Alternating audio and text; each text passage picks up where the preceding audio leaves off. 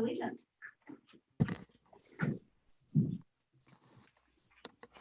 Pledge allegiance to the flag of the United States of America, to the republic for which it stands, one nation, under God, indivisible, with liberty and justice for all.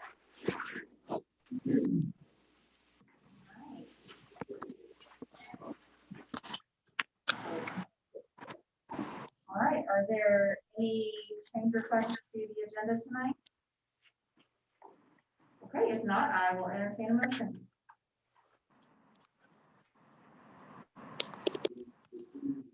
As presented. Second. Then properly seconded. All in favor, raise your hand. Waving my hand. Up there. All right, that is unanimous. We'll move on to the superintendent's report. Dr. Rodriguez.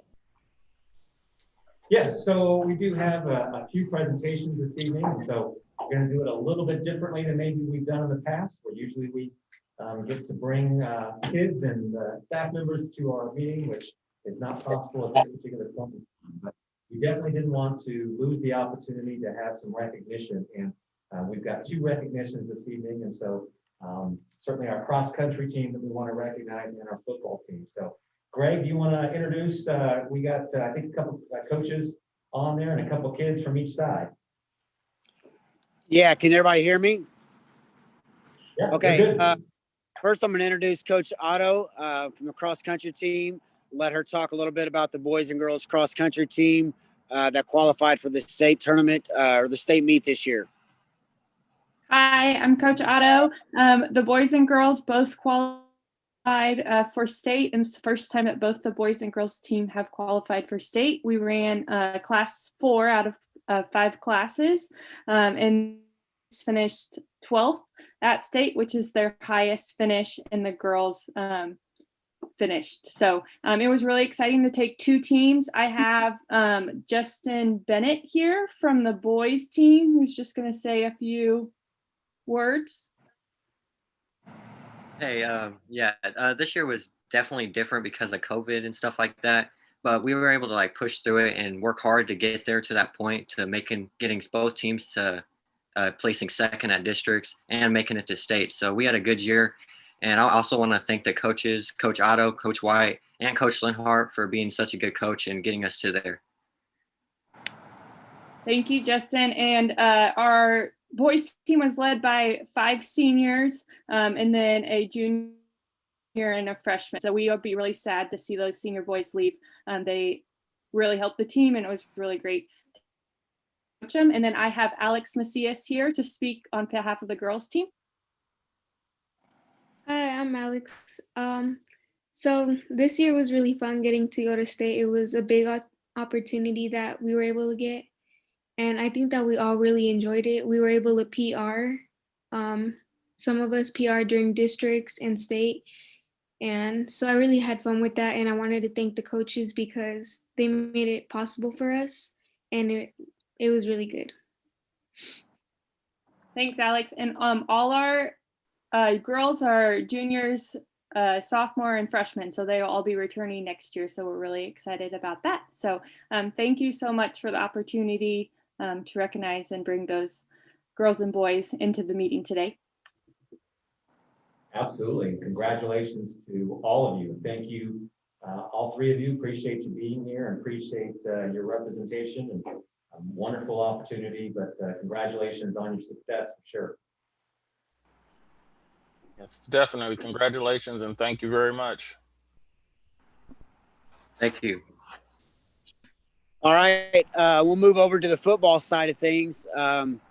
Coach Nick Frank, the defensive coordinator, is with us tonight to talk about the football team and their success. Made quite a run this year. Deepest run they made since '03. And honestly, before that, it was probably back in 1986. So I'm going to turn it over to Coach defensive coordinator Nick Frank. And we also have Reggie King from the football team that'll be speaking as well. Can everybody hear me? I'm here to speak. Coach Mason wanted me to say a couple words. Sorry for not he wanted to say sorry for not being live on the Zoom meeting. I have a girls basketball game tonight. I just want to say congratulations to the football team and congratulations to all the guys and their hard work this offseason. Understand what they've done and accomplished this year, given the circumstances with COVID, no weights, no classroom sessions, and the new offense is something to be proud of and cherish. Build off of this, go Bulldogs. Coming from me, I would like to thank everybody for all the support this year. I kind of have a special place being an alumni and a coach. Seeing the way the kids fought through a real tough season, watching them play through a district championship, watching all the ups and downs and all the obstacles, again, with the virus. Not a lot of wins throughout the regular season, but staying strong and fighting through. And as Coach Linhart said, making a deep run in that district championship. It's just something to be proud of. It's a huge step, and it's something to be proud of to build for going forward. And then as an alumni, I just want to say I'm proud, super proud. And watching what they've overcome this season, there's no words for it. Reggie, you got anything to say there? I don't have too much to say. I just want to say thank you for everybody that supported us all throughout the process of our season. And like as we went through each and every game, the wins and the losses, you guys supported us. And I just ask you to keep on supporting us through the wins and losses, no matter what. And just keep on supporting us as much as you can. And just thank you. Well, and congratulations to all of you. Congratulations, Reggie, on your recent signing as well. It's gonna be fun to watch you play again at the next level also, and just know that you continue to bring pride to Grandview every time that you step on that field there. So appreciate all of you on the call. Thank you so much to the coaches for all your work. Coach Linhart, appreciate your leadership, being the activities director through all that. And again, at a time, like I said to you the other day, that is unprecedented, and got thrusted right into that position and had to manage something that no one's ever had to manage before. So appreciate that leadership there and the leadership of the coaches and students. You guys are awesome. So appreciate it very much. Certainly any other comments or anything else from the board? All right, my little 2 cents. Kenny, you summed it up. Thank you. You represented Grandview well, and just appreciate what you do. This is the beginning of just a long line of wonderful things to come. So congratulations on your signing. Congratulations on your season, and just keep up the great work. We appreciate you, and we will support you as best we can, which means a lot. Thank you, guys. Thank you. All right, thank you guys very much. Appreciate you for taking the time. Thank you for joining us. All right, we'll move on. You guys are welcome to exit. We're going to move on the agenda. I've got another wonderful presentation that I get to make this evening as well. So today I went and presented, over the last month, I've been talking a lot with the team. We've been doing above and beyond awards for the last couple of years, something we implemented fairly recently. I was really having a hard time because I feel like our entire staff is going above and beyond right now, and they're all doing way more than what they had been doing before.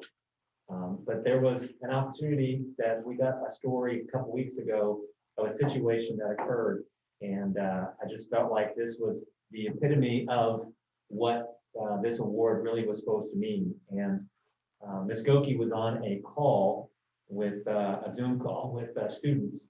And one of the students ended up having a medical emergency, and Ms. Goki was able to help, knowing that that student also was by themselves and no one else was at the house. Ended up calling 911 and actually getting medical attention to the house, calling the parents. She was kind of guiding all of this. She didn't have time to call the office and say, hey, what do I need to do? She was taking care of all this stuff. And so I today went out there and was very appreciative to her, and was very glad to be able to, honored to be able to give her the Above and Beyond Award for first semester. So I asked her to come this evening. I appreciate her being here. And so Ms. Goki, thanks for joining us, and thanks for all you do. But I don't know if you want to say anything about the situation or something similar to what you said, which was very gracious this afternoon, but I know that you'll have something that you want to add. Yeah, I would just say thank you so much. And I know, I mean, the first thing that popped into my head is that there's really, I mean, I didn't do anything unique, you know, it's nothing that any other teacher wouldn't have done. And so I appreciate being, you know, just happening to be the one who received an award that really represents all of the things that teachers everywhere are doing. And I think it's maybe a little bit, that situation was a little bit of a metaphor for what teachers have been doing since the spring. I mean, it's just been one like emergency after another, really. And so all across the district, you know, I know teachers have just faced each emergency and said, okay, this is what we have and this is what we're doing. And that's just the mode that we're in. So thank you for letting me be just the face that represents many. I appreciate it.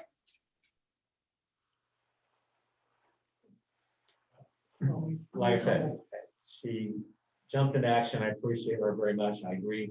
All of our staff are going above and beyond, but I did feel like that was a very unique situation that definitely does not happen very often. And I appreciate you and your quick thinking. And I think it made a huge difference. But your knowledge of and your relationship with the child was what I think made the biggest difference, is because you knew the situation already.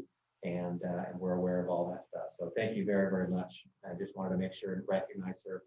So we took some pictures earlier today, but normally we would have you in front of the board. We make you get up and embarrass you in front of everybody and make you stand up here with the board president or vice president and get your picture taken. But we'll find time to maybe do that later.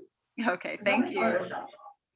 That's right. We'll Photoshop you in. We'll find a way. I'm always at Photoshop. Thank you very much for joining us this evening. I appreciate it very much. Thank you, Ms. Goki. Thank you for having me. Thank you. A couple quick things. Interact Club presentations. I've had a fortune to be in Rotary since I became superintendent. And as I've been in Rotary, one of the things that we do every year is we send a couple of students to a youth leadership academy. And it's sponsored by Rotary, and they end up spending a couple days and they go through kind of an intense team building exercise. Over the course of a couple of years, we've sent several different students throughout. And then our goal was to try to kind of create a community service-based club at one of our schools. And so the high school, being the representative, that we've had a couple small examples at our middle school. So this group of students I've been able to work with for the last year. And last year we had a lot of plans that we had put out of different community service projects, and we were building toward doing a larger project in the spring. Clearly that didn't happen last spring. So the beginning of this year, I kept talking with this group of students, and one of the other things that they wanted to do was they wanted to provide an opportunity to talk to other 8th graders and say, what did I wish I would have known when I was an 8th grader, and what I wanted to hear from seniors. And so this group of seniors, in particular these 5 seniors, created a presentation, and we sent it to every single 8th grader, an invitation to be on Zoom with us for an hour. It was on a Wednesday when they don't have class, and so this group of seniors created this presentation, went through everything, and then we just put it out to every 8th grader at both GMS, Martin City, and then we also decided to add the freshman class at the high school as well. So these kids created it. They presented the presentation. They did it in 5 different kind of Zoom sessions and kind of rotated the kids through their sessions. And it was absolutely amazing to see what our kids can do. So again, just another opportunity for us to be around our kids and to see what they're capable of doing. But you know, names like Jari Brooks and Jordan Dukes and EJ Atkins and some of our just fantastic seniors that have just done a phenomenal job while they've been here and representing us. But the principals were so impressed at those buildings and couldn't believe how professional that the kids were, and then interacting with the students, that they got questions. And so felt like it was really good information for the 8th graders. They had a lot of good questions, as you can imagine 8th graders would have, and what's going to be like. And then, you know, some really big kind of questions and then little ones as well. But it was really neat to be able to see. But again, something else I wanted to highlight, it really had very little to do with me. I get the chance to be sponsored just because it keeps me around kiddos and gets me interacting there. But they got to create it, they got to present it, and they did all of the work, and it was just fun for me to facilitate. So wanted to share that because that's just another piece of good news. And again, around the holidays and this time of year, we'll take all the good news that we can get. Absolutely. So COVID-19 update this evening. The only thing that I'll share with you is obviously, and what I've kind of shared with staff as well, is we're fortunate to be where we are. We're still in school. Many of our neighbors, unfortunately, have had situations arise where they've been forced to go back into remote learning, and we've not had that. So thankfully, we've been able to continue with our kids and continue moving forward, and we're very appreciative of that and thankful that we've not had to do what some of our neighbors have had to do. The other thing that we did was we did send out surveys, and over the last first kind of quarter into second quarter, and so I sent that out in the middle of November, and wanted to get some feedback from not only our families, but wanted to get it from our staff members as well. So I will just share one or two brief things, but this is something that will be sent out to everybody, and all of our staff as well as our families will see the results. This is an example of one of the questions that our families received, and a couple of you on the board I know have received this as well. And just a simple question of how do you feel that your child, how safe do you feel like when they're in school, considering the COVID measures that are in place? And you can see very safe, somewhat safe, and not safe at all. So we still have a percentage of individuals that we need to continue to communicate with, adjust the safety measures that we have in place, but still felt pretty good because I don't know that anybody feels, 35% very safe, that feels pretty good to me. I think most of our families feel somewhat safe. That's about the best that we could possibly do. And so having that be about 77%, that was good information for us to have. I'll share one with the staff as well, and the staff will get their entire survey also. That's not the right one.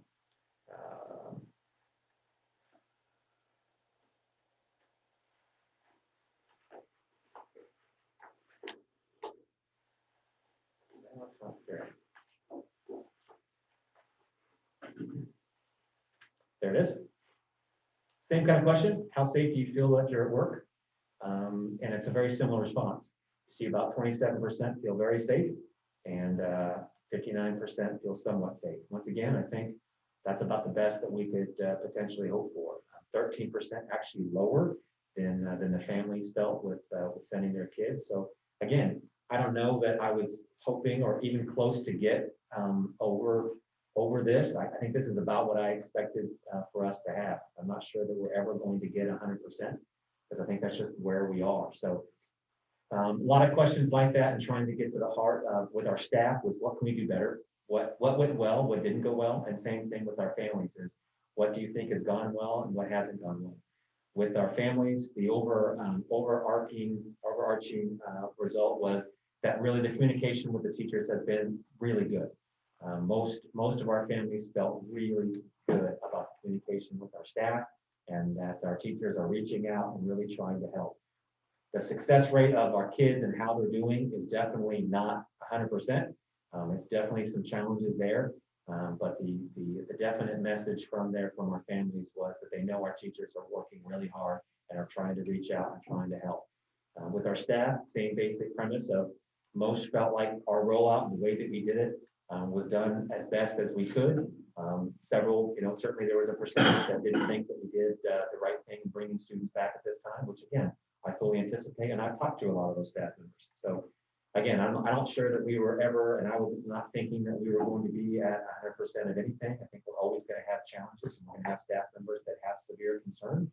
And we certainly I've tried to have those conversations with them, at least give them the information of why we're doing what we're doing and what's it based on, what information are we using, or what am I using. So I try to provide that to you as well with our regular conversations with Jackson County Health. The meeting this week with Jackson County, certainly two pieces of good news, which right now, again, we could all use a little bit of good news. They did not see the major increase after Thanksgiving that they were expecting, because they really were expecting things to get really bad. So that was good news. And the other piece of good news is for at least the fourth straight, maybe the fifth straight week, the number of cases per 100,000 has decreased. So it is still much higher than it was in October, but it has decreased now for 4 or 5 straight weeks. So again, that's good news, and we hope that that will continue into January, and we'll just have to wait and see. So a little bit more information coming on kind of what January might look like in the CNI report in the action agenda, but I wanted to make sure to provide that update there. Tied with that is winter sports. We are in the midst of winter sports, and we do anticipate that there's going to be any number of challenges with that. We knew that when we started. We're not having, obviously, people in the stands, and we're trying to mitigate as much as we can. People who are not actively playing, when they're on the bench, the coaches, they are all wearing masks. When you're actively participating, you're not wearing a mask. So we know that that will open up some potential challenges whenever you have to contact trace. So we'll keep the board updated for challenges that we may see. And again, we still update our dashboard that's on the website every Wednesday as well. So those numbers will continue to potentially rise and fall depending upon what happens.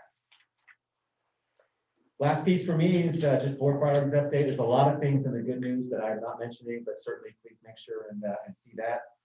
Two things that I'll just that are kind of tied together again is our work on pathways, which is continuing, and we are moving forward. So some good news that we're seeing. There's a partnership right now that we're working on with the city of Grandview as well as Johnson Controls, which, as you well know, we're in business with for a very long time and doing a lot of upgrades. They are looking at right now as potentially doing a pathway model, and with that, looking at a learning lab over at the high school. And so that learning lab could potentially be any number of different things. It could be something around HVAC, it could be plumbing, it could be a couple different things. We haven't settled on what that would necessarily be yet, but there's a couple different examples that they've done in other cities across the United States, but it's tied perfectly with our pathway model. And so we're looking at how that partnership may look. And then again, we and Dr. King and her team just finished meeting with the high school team and recreating pathway leads. We've had a couple staff members that have left this school year. And so making sure that process continues, and then we keep getting more and more of our teachers at the high school excited, but also thinking differently and creatively about how we can really continue to push this work forward. So that work is still going forward, and a lot of exciting things that we'll continue to bring back to you over the course of the next couple months. That's all I got, folks. Superintendent's report this evening.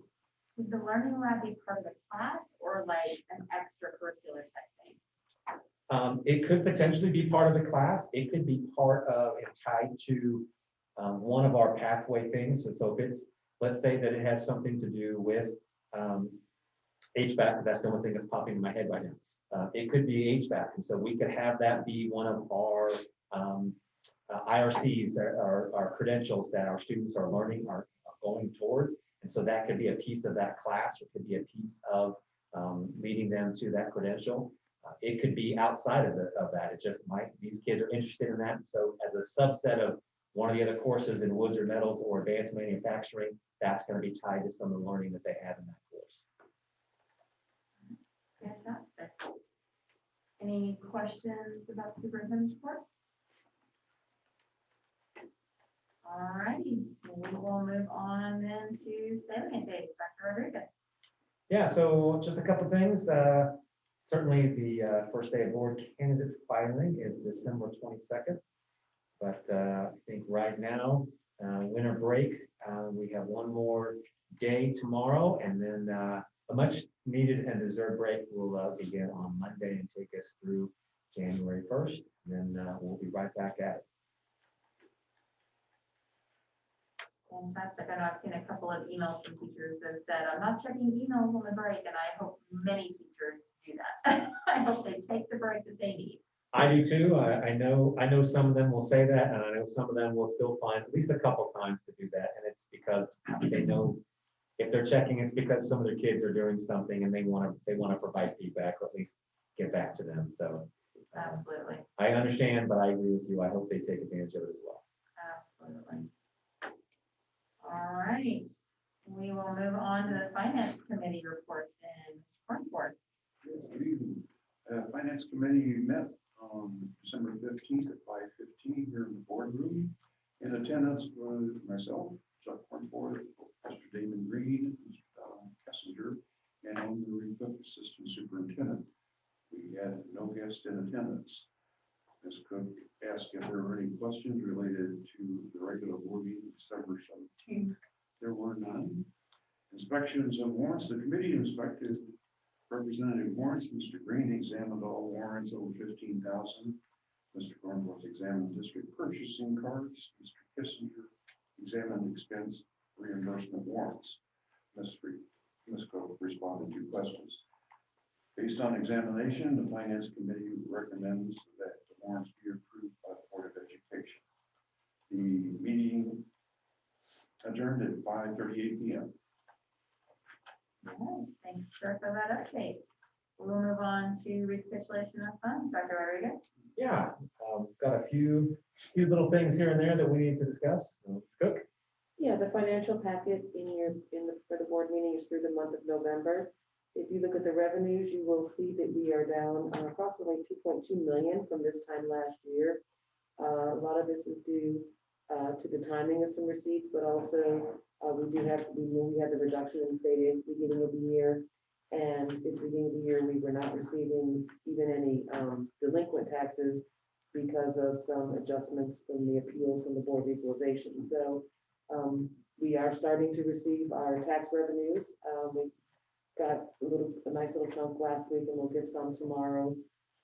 Sadly, it will not be enough. As you look at the expenditures, we are also down about just shy of $2 million. A lot of that is due to the timing of things. We typically really track our payroll expenses because that is the largest portion of our budget, and that is right on target with where we should be. As I stated, we are starting to see some tax revenues, but all of our staff will get paid tomorrow before the winter break. And so between the bills that you just approved and or will approve, pardon me, didn't mean to be presumptuous, and with payroll, we will have to draw on our line of credit with Bank Midwest. We've already got that in place and communicated with them.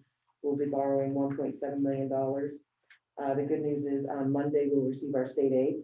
And so I would anticipate we should be able to pay off the whole thing if we receive everything we're expecting.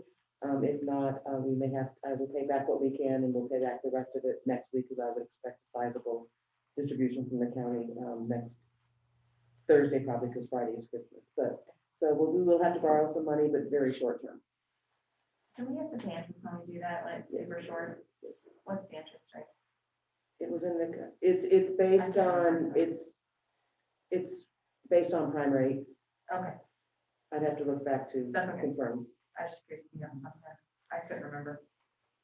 Fairly pretty low, especially right now.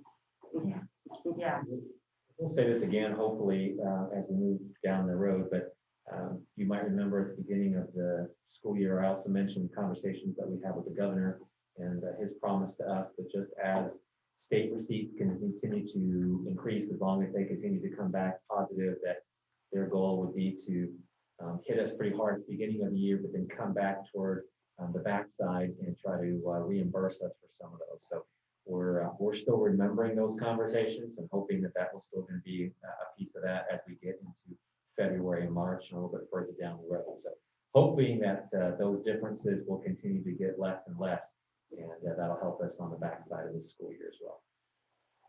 And I will say, fortunately, we have received the corresponding has helped fill the gaps where we have had increased expenditures as it relates to some COVID expenses that we have. Any questions about that? All right. Then we will move on. Audience participation, action discussion. So consent agenda. Oh, no. Do we have any? Sorry, I'm missing audience participation. Do we have any audience participation today? No one has registered. Okay, already. I just moved around after. All right, now we move on to consent agenda. Apologies. And I will entertain a motion. I move that we approve the consent agenda as presented. I second the motion. All right, that has been properly moved and seconded that we approve the consent agenda as presented. All in favor, please raise your hand. I'm waving my hand. Woo! Waving. Any opposed? All right, that passes unanimous. All right. We will continue to move on then. To the action agenda, student success area, program evaluation. Dr. Rodriguez. We do have one program evaluation this evening, so normally Dr. King will introduce those, although I can go ahead and do that this evening because all we're doing is handing it off over to Ms. Cook. Yeah, you have the program evaluation for finance, business and finance, which was for the last fiscal year. I'll touch on a few things, but I won't get too in-depth in the finances because we'll have an audit presentation this evening as well. I will remind you that we concluded last year with a deficit of approximately $390,000, which brought our reserves to 15.49%, lower than we would want. As a reminder, the board's goal is 18% plus or minus 2%.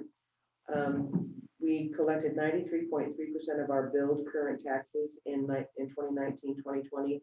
That is lower than we have than our average over the last few years. We typically average about 95 to 96%. A lot of that, again, is, as you know, there were any number of appeals for the 2019 tax period. So that was certainly reflected in the collections that we received. Some of the strengths of the program and some of the highlights for the year, while I think we do a pretty good job of managing our open enrollment for our benefits. This past year, it was a virtual open enrollment, which was interesting and challenging both at the same time. We did issue the last $4 million of bonds that were available to us to support capital projects. And I delineated the projects that we completed, and we had a update on that a few months ago at a board meeting. We did the redemption of some general obligation bonds, resulting in future interest savings of $80,000. And as Dr. Rodriguez alluded to, we did initiate the performance contract with Johnson Controls to complete a number of projects throughout the district. Those projects, while some of them will have to wait until summertime, they have hit the ground running. They're working on the LED lighting upgrades. I know there's not a lot of activity in the schools, but if you get a chance to see the high school, they look, the fixtures are beautiful and the lighting, it's really nice. They're doing a really nice job. They're already working on some of the water conservation and flood load efficiency, and they're starting to do some work on the HVAC, but that's a little more challenging to do during the school year. So that's moving along, and we're really pleased with the progress to date. As far as the concerns, obviously, we've shared with you, the reassessment process last year utilized by Jackson County was challenged and resulted in significant impacts on revenues last year. And it actually continues into the current year. As I stated earlier this year, they were adjusting 2019 taxes. And so we did not receive payments for several months because even though we were due some payments, they would not release them because we were kind of in the hole, quite frankly, with them for several months. We worked our way out of that and we're starting to receive taxes now, but we are still seeing negative amounts for 2019 because they are still doing appeals for 2019. So it's having an impact on us. And obviously right now, the fiscal impacts of COVID, long-term impacts have not been fully recognized. It's twofold because it has potential reductions in our local and state revenues combined with increased costs. Fortunately, as I said, we've gotten some supplemental funds from the feds to help fill some of those gaps. However, that's limited, and the challenges that we have may very well outlast the additional support that we receive. So monitoring it, as I said, very thankful for the supports that we've received, but just not sure at the end of the day where that's going to put us as far as the additional expenses versus the support that we've received. So as I said, later in the agenda, we do have our audit report. So I will stop there and respond to any questions that anyone has. Any questions? I have one, and it hopefully will help shed light on a later discussion, but the reserve being at 15.49, if we were closer to that 18%, do we think that would have prevented us from having to borrow money? Yes. Okay. which is one of the reasons that the 18% was kind of the target, was to try to prevent it. But a lot of it also depends to just the timing of when the Fridays fall Right. in December, because that's when we get our distributions from the county. And also, again, state aid comes on the 21st of every month. So those things combined can sometimes help us get over that hump, but certainly if we had a stronger reserve balance, we would not need to borrow at this time. Okay, thank you. It seems like the years that we have been at or above that goal just tend to flow really nicely in the years that we have not had to borrow. So it's been a couple of years since we had to borrow. And so they're definitely still correlated in that regard. Any other questions? But do we anticipate any more CARES money? I was trying to tell maybe to let it from normal. Well, I mean, if you watch the news, they're talking about another potential round of some aid, and they did say it included funding for schools. How that would be distributed, what that would look like, I don't know. I'd be shocked on the national level, our national organization, AASA, has done a lot of campaigning and a lot of conversations with the feds and pushed and challenged and actually threw out a number that they believe should be included. Then you hear some national superintendents from the larger school districts like LA County, New York, kind of coming together and banding together as well, saying this is what we need in order for our students to continue in school. So I do think that there'll be another wave of it. Like Ann said, it really depends upon how that looks and the good news is our state and everybody kind of knows how it flows now. It was all kind of new, and so they were all kind of trying to figure out how it was going to work, and they kind of waited to give it to us. I think it'll be a little bit quicker this time because everybody kind of understands how it operates. So it's still kind of a not sure, but I do think that there'll be something that will come back around.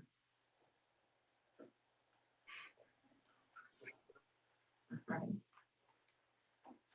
Any other questions? All right, if not, then I will entertain a motion. I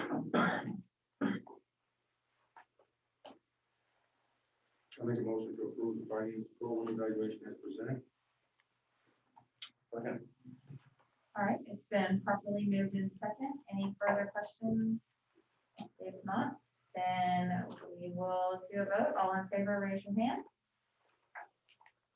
I'm waving my hand. Waving. All right. Any opposed? All right, carries unanimous. Thank you. All right, so we will move on to the school improvement plan. Yes, so we're going to continue this conversation where our principals get to kind of discuss their buildings a little bit. So Dr. King. Okay, just a reminder that we've taken the shift this time and this year in our SIP plans, and they're broken into increments of 30, 60, 90 days, those smaller chunks to try and set goals, reach them, and then grow on them. So they are now through their second round of 30 days. So January will begin the 60-day part of their plans. And I'm going to let Dr. Butler go first to share her SIP plan, and then we will have Anita go the second. Hello, Dr. Butler. Good evening. How are you? Beth. Can you hear me? Fantastic. Are we good? Okay. Yeah. So it seems like it's already been GHS night at the school board meeting between the football players and the Ms. Goki and the track cross country. I'm just super excited. So let me share my screen to show you a little bit more of what we're doing here. Can you see my plan? Good. Okay, perfect, because it's weird how it flows here on my screen. All right, well, thank you so much for letting me come present to you today. This is the Grandview High School site improvement plan. And are you there? We're going to cooperate. So we've got a few things we're going to cover today. We're going to look at some demographic data to start. We're going to talk a little bit about our why, give you some GHS news, and then look at each of the 3 goals that we have set for Grandview High School this year. So we began with the demographic data for the school. I'll give you just a moment to look at this. There are some numbers that have changed a little bit. We have seen a reduction in our free and reduced lunch percentages. We attribute that to the students not being here. And a lot of the students are already eating free lunch. So they're not quite sure why they need to fill that form out. We did a really hard push to get as many of them to fill it out, the free and reduced lunch form as possible. So while we're happy with that number, because we worked hard to get it, we really do think there's probably more out there than that number demonstrates. So in terms of our why, this is the quote that we're using this year to talk about what we're doing and why we're doing it. And it says that students are the curriculum, the community is the school, and the content in life is life. And by this, we mean that we teach students. We don't teach math or English or science or social studies. We teach students, and so they are our curriculum. And our school is the community. We are really focused on real world learning experiences and making sure that our students understand the why and the usefulness of the things that we are teaching them. So it's important that the community be a part of our school. And of course, the content that we're teaching is life. We want them to leave Grandview High School as a successful graduate, ready to go out into the world and be a successful and competent and prosperous citizen. So that's our why, and that is our focus that we are following, and it drives the things that we are doing. What's new at GHS? Well, our focus this year is fourfold. We start with WIN, which stands for What I Need, and that is the new advisory program that we'll talk a little bit more about towards the end of my presentation. We are focusing on essential learning and student engagement, and these are two very important aspects of keeping students involved in school, but also part of the Kauffman grant that we are working on. And then we are working on a uniform lesson structure that all teachers, we're asking all teachers to teach their lessons in this format so that there is some structure and some relatability and some expectation when the students come into class that all of the lessons will be modified in this uniform lesson structure of I do, meaning the teacher, we do as a class, and then you do as a student with a beginning, middle, and end. So this takes us to our site improvement plan for 2020-2021. We have 3 goals. The first one is that positive relationships among all stakeholders will increase by 10% based on results of 3 surveys that have been administered to teachers, students, and parents during the 2020-21 school year. Our second goal is to build the instructional capacity of teachers by focusing on essential learning and providing intentional opportunities for learning in order to increase student achievement. And then our third goal is through positive relationships developed during WIN, student achievement data will improve as measured by a reduction in the number of failed courses. That's a whole lot of words. So let me take each one individually and try and break it down for you. So goal 1 is all about positive relationships and improving the relationships that teachers have not only with students, but also with parents and the community. The relationships that students have with administrators, counselors, teachers, and then that parents have with the school as a whole. So we administered 3 surveys in October, and the complete surveys are available if you would like to see them. We will be administering the exact same survey again in January and then again in May, looking for longitudinal data to help us see if we're improving and also in what areas we need to improve in. The slide you're seeing in front of you now, I picked 3 or 4 data points from each survey to kind of bring to your attention.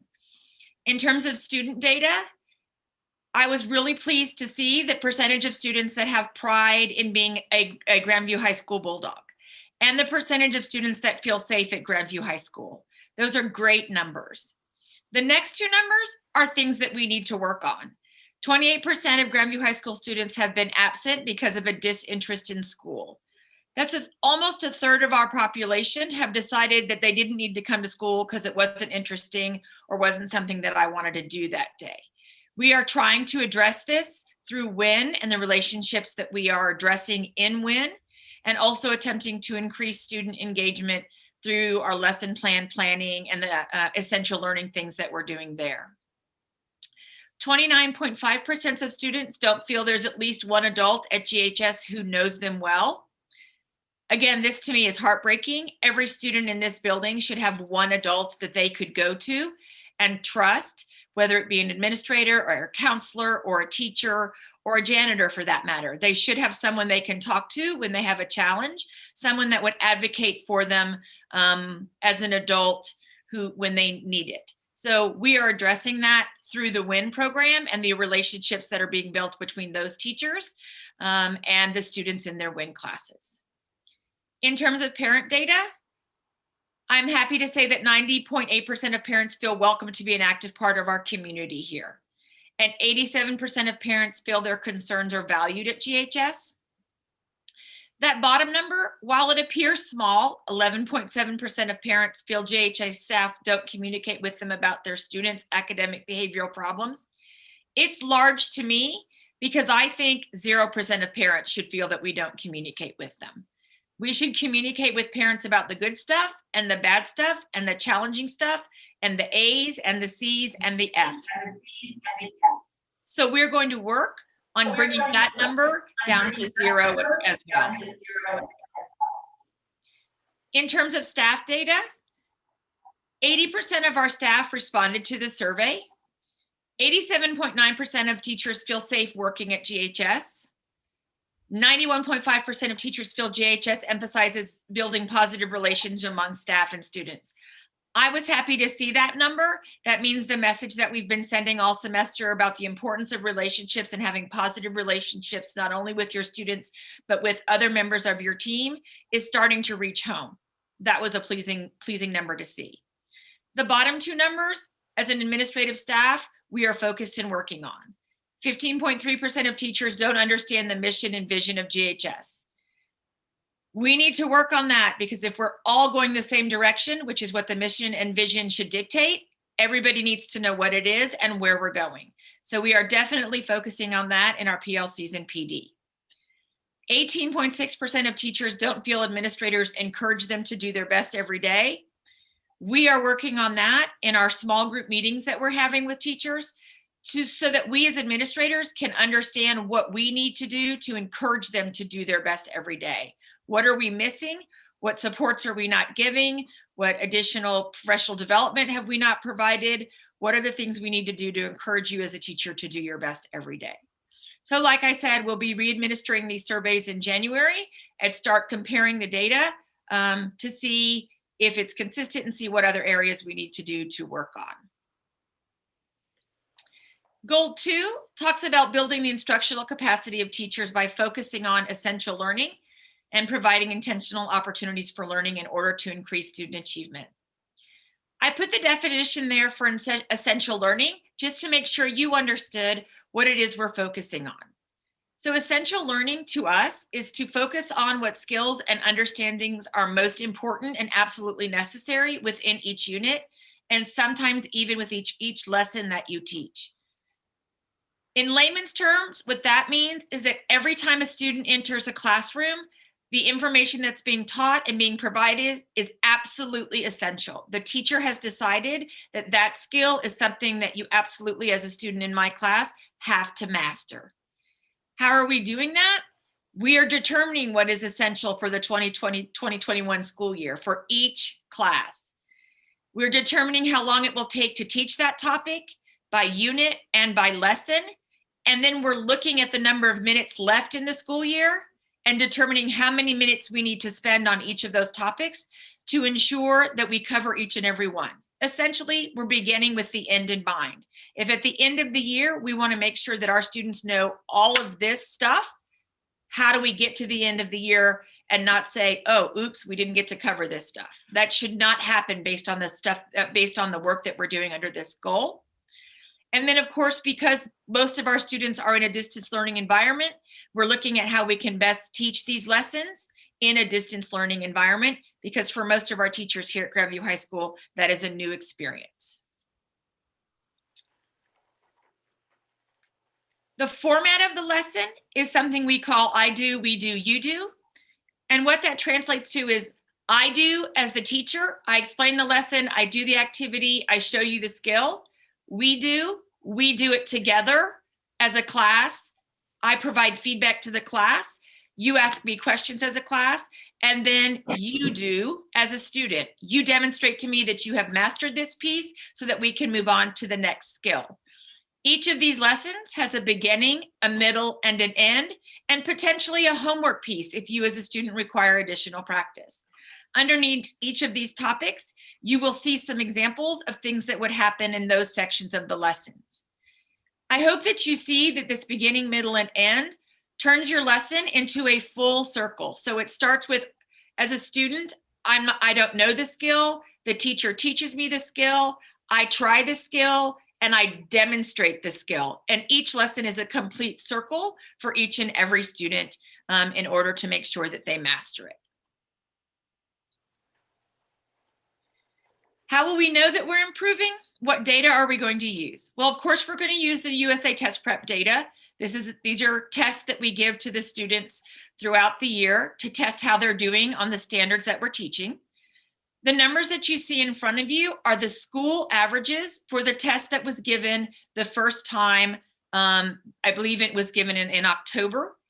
You will see that these are school averages. So on the algebra test, 31% of our students, or excuse me, so on the algebra test, the school average score was 31%.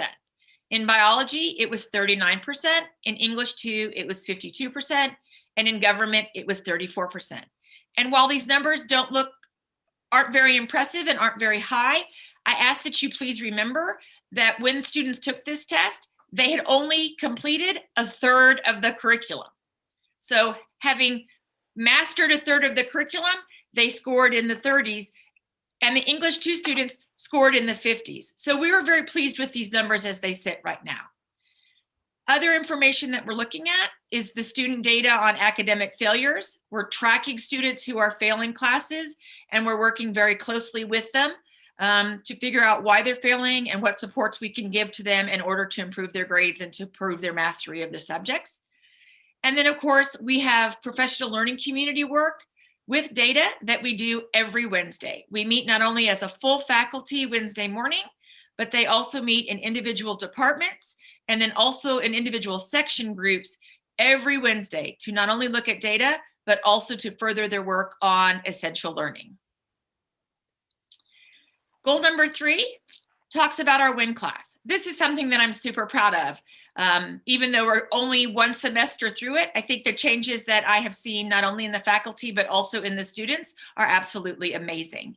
So goal number 3 is that through the positive relationships developed during our WIN classes, student achievement data will improve as measured by a reduction in the number of failed courses. So what is WIN? WIN is a class. It's usually the first hour of the day, or it's right now that we're in distance learning, it's a half hour right before lunch. And it's a class or a mindset or a way of teaching and learning and structure where our stakeholders will foster student voice and choice, foster a safe environment, cultivate essential skills, provide opportunities for real-world learning, and strengthen and deepen the relationships they have not only with their teacher, but also with the less than 20 students in their WIN class. It's an opportunity to find a support group and other individuals, not only peers and teachers, who will advocate for you as a student as you make your way through high school. I wanted to show you one of the activities that they did in WIN this year. This is a This I Believe bulletin board that one of our teachers posted in the school. For those of you that are unfamiliar with This I Believe, it is a website that promotes student voice and promotes a public dialogue It's an opportunity for students to share a personal belief or something that motivates them in life. And what we asked each student to do was to go to the website, read, learn about what This I Believe does, and then write a This I Believe essay. You choose the topic, you use your voice to tell us, what is it you believe? And start off your essay with, This I Believe, and then state your piece. Here are some of the things that the essays were about.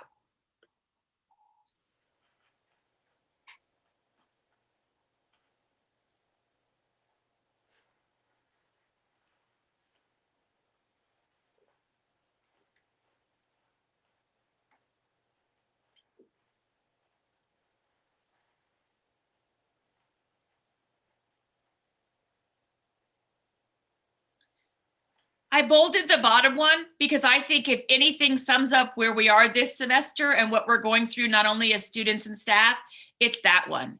This I believe in bad times because afterwards there are always good times. And I thought that was just a wonderful, positive message from one of our students. So that's all I have. So I'm open for questions should you have any. I have a couple. So on your student data where it says 20% of students are basically disinterested in school, do you think that distance learning has an effect on that number? Wow, you know, I don't know. We gave this survey in October. So essentially they had been out about 5.5, 6 weeks when we gave it the first time. It is possible. I am very interested in seeing what that number does in January, now that some of the students have struggled, but also a lot of this and are frustrated. But we also have students that have struggled and figured it out and are being successful. So it's possible that distance learning has something to do with that number. We'll just have to wait and see what the longitudinal data tells us. Dr. Butler, was that survey also probably prior to us bringing back even the 200 kids that we did too, right? It was, yes, Yeah. and it was absolutely done before that. And I'll also tell you something I'm really proud of.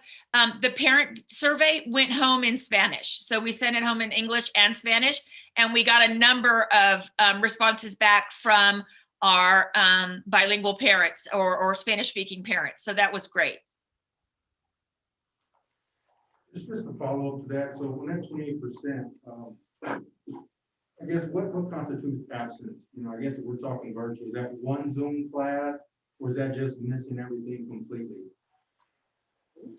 Oh, so we didn't determine what absence was. The question was the survey question basically said, I have been absent because of disinterest. I have been absent or skipped school because of a disinterest in school. And then they just marked strongly agree, neutral, disagree, or strongly disagree. So it would be up to the student to define it.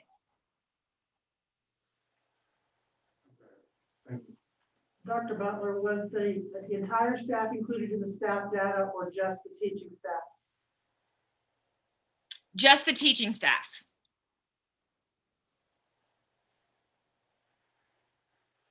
I would like on the parent data, I mean, it doesn't have to be any official, but some follow-up data as far as once you figure out communication with the parents. I'm not naive. I realize that most parents have said that you don't communicate well, never open up an email. But I would like to know later, like what worked, what didn't work, nothing worked. And the other thing, so on the staff data, 15% of teachers don't understand the mission. Now, I've got a daughter that teaches, been teaching 11 years. I think she could leave her school and come here and know what the mission is because she's a teacher. So a little more information on what that might really mean. Yeah, absolutely. We'd be happy to provide that. I can tell you, just as a bit of irony, we have been doing so many parent phone call homes and emails home and texts home. For the first time in my career, I actually have multiple parents calling me and saying, stop calling me and stop texting me. And, you know, I appreciate all the communication. So we've almost moved ourselves to the other end of the spectrum. So it will be interesting to see how what happens with that number. Thank you. That's all I have. Mm-hmm. Any other questions or comments? I just wanted to say thank you. Oh, go ahead. No, go ahead, please. I was just going to say, I wanted to say thank you for all that you're doing. This is kind of scatterbrained tonight, more so than normal, but it was something you said earlier about relationships, and that is so key. And I'm just pleased to hear you say that and to see it being implemented, because when the kids feel like they have a place to come that's safe, someone that they can talk to, it makes a huge difference in the learning environment. So I just wanted to say thank you for that. Appreciate it. You are very welcome. I am, you know, I have had a number of teachers that have said, I didn't believe you at first, but now I can't believe the difference it's made having students in a class that I can support and know that I'll be there. We had one of our teachers report just yesterday at the faculty meeting. She had been dogging a student to try to get them to show up for WIN classes. The individual finally showed up, and she asked her, okay, so why are you here? Why now? We haven't seen you in weeks. And the individual said, because you wouldn't stop bothering me. So I figured I better just come to class rather than have to continue to have you provide feedback and bother me and stuff. And they now have a great relationship. The young lady emails the teacher and tells her what a great class it was or how her energy was. So they're providing each other feedback, and it's a wonderful thing to see. Oh, Mr. Green, I feel like we coordinated this or something. So in follow-up to your comment, if you guys will indulge me for a moment, I just want to share a personal experience. So when we first started talking about the WIN class a few months ago, I know there were some questions, including myself, about, what was it? Is it first grade? What are we doing? And I want to share a personal experience. So my son is always done really well, and he's just struggled with distance learning. He just really has. He's very social. He needs to be in person. And I'd heard him comment that there was a certain teacher that he just felt like he had a good connection to him. And I reached out to this teacher. I did not tell my son this, so hopefully he doesn't watch this back. And I won't tell him. I need help. Don't tell him, please don't. Yeah, he'd kill me if he knew I did this. And I just said, I need help. I don't know what to do. He's depressed. He's sad. He doesn't want to do things. He has F's and he has never been F in his life, and I don't know what to do. And he said, well, I'll reach out to him. And he was in one of his classes, and he said, I will talk to him. We have a test next week, and I'll make sure that he's ready for that. And we'll just talk. And he said, and I think I'm just going to get him moved into my WIN class. And I was like, okay, well, that's fine. Whatever, you want to do. And so they had that conversation the next day, and my son came out of his room, and he was a totally different kid. And he was energized, he was smiling, and he just seemed just a different kid. And like, as a mom, it brings tears to your eyes. You think, oh my gosh, my kid's back, after one conversation with his teacher. And so he did get him put in his WIN class, and they continue to have conversations, and I'll hear them, they'll have their WIN class, and then everyone else will drop off, and then they'll continue to talk. And they chit chat, and I've started to see a huge change. And for those that don't have kids in the school, in Canvas, you can actually go on and you can see what is being turned in and their assignments and that. And one of the things, I don't know if everyone does it, but at least this teacher does, is on Thursdays, he has them write something. And Thankful Thursday. Yep. And so last week's Thankful Thursday brought tears to my eyes. And I just want to share it because I think it speaks exactly to what Dr. Butler's talking about with the relationship and the authenticity of this and the success that Wynn has had. So I want to share what my son wrote for Thankful Thursday. And I'll leave the teacher out just for anonymity, but he said, I am very thankful for this teacher. He has truly inspired me to go for whatever passion I want to. He is super easy to talk to, and I can tell he actually cares about the students and wants to see them succeed. He will always give the best advice and has done so much in his life. He has the best and most inspiring stories. Without him, I don't think I would know what path I want to take in life, and I wouldn't be acting on as many dreams that I have if I had never met him. It's truly amazing to me how much impact a teacher has had on my life. I never thought I would ever have a teacher as cool or as inspiring as him. I'm glad I've met him, and I look forward to the many conversations we will have in the future. Thank you for being you. And I read that, and as a mom, tears again, and I cannot thank this teacher enough. I cannot thank this program enough.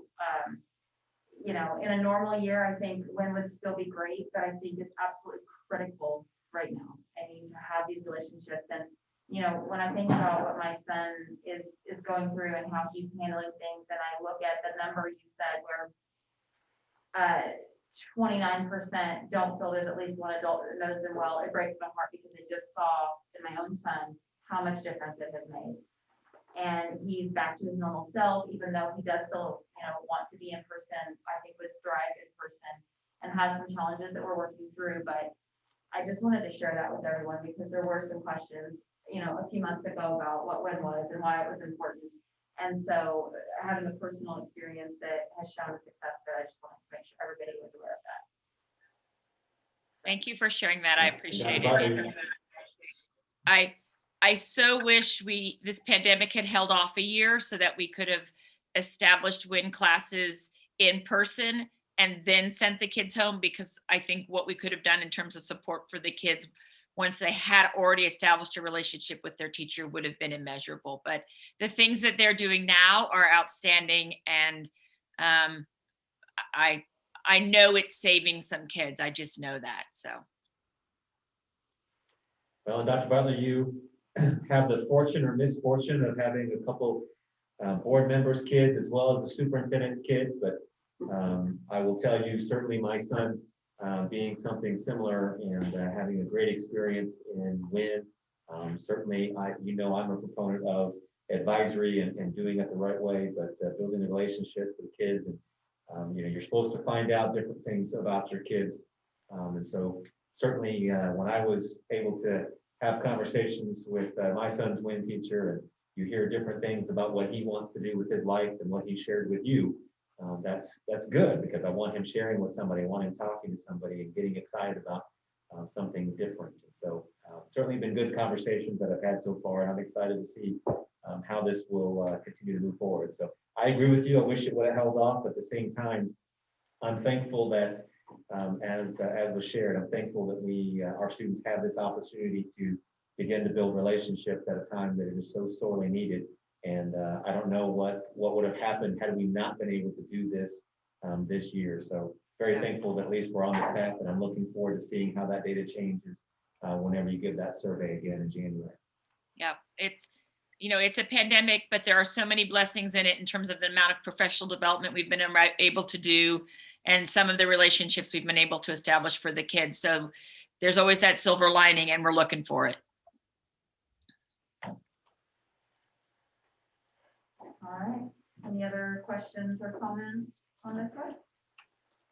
So I'll say that one of the things we talked about this summer was that in the age of a pandemic, knowing that we've been out since March, is how do you make schools smaller? And knowing that when you have so many teachers, such as in the middle school and the high school, is how do you bring it down and make it smaller instead of a teacher feeling like they have to keep track of 120 students, they make it smaller and make it part of that Wynn class. And I think that has paid off immeasurably for both the middle school and the high school. And obviously we've all felt, and we all know this, and I think this is proving that deeper learning resides in deeper relationships. And if we can mirror the two, we will all be better for it. So thank you, Dr. Butler. You're welcome. Next, we have Ms. Thurman, who is our new principal at CARE. Ms. Thurman, I'm going to turn it over to you. Okay, thank you. Good evening, everyone. I am going to share my screen.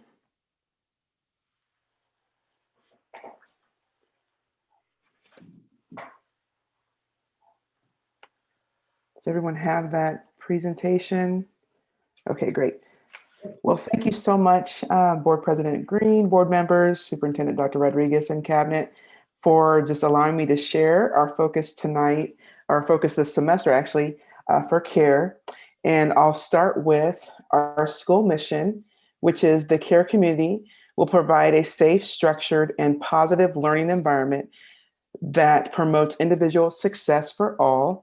And so our goal this year, and any goal that we have, needs to, we believe, fit into our mission statement. And we know that all the focuses and goals that we have through the district and individual growth plans and ideas need to come under the umbrella of our mission statement.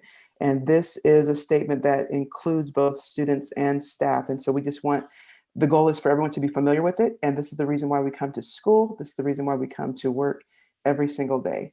It's for this mission. Here's a little bit about our CARE demographics for this year. You'll see on the slide our 5 very different programs.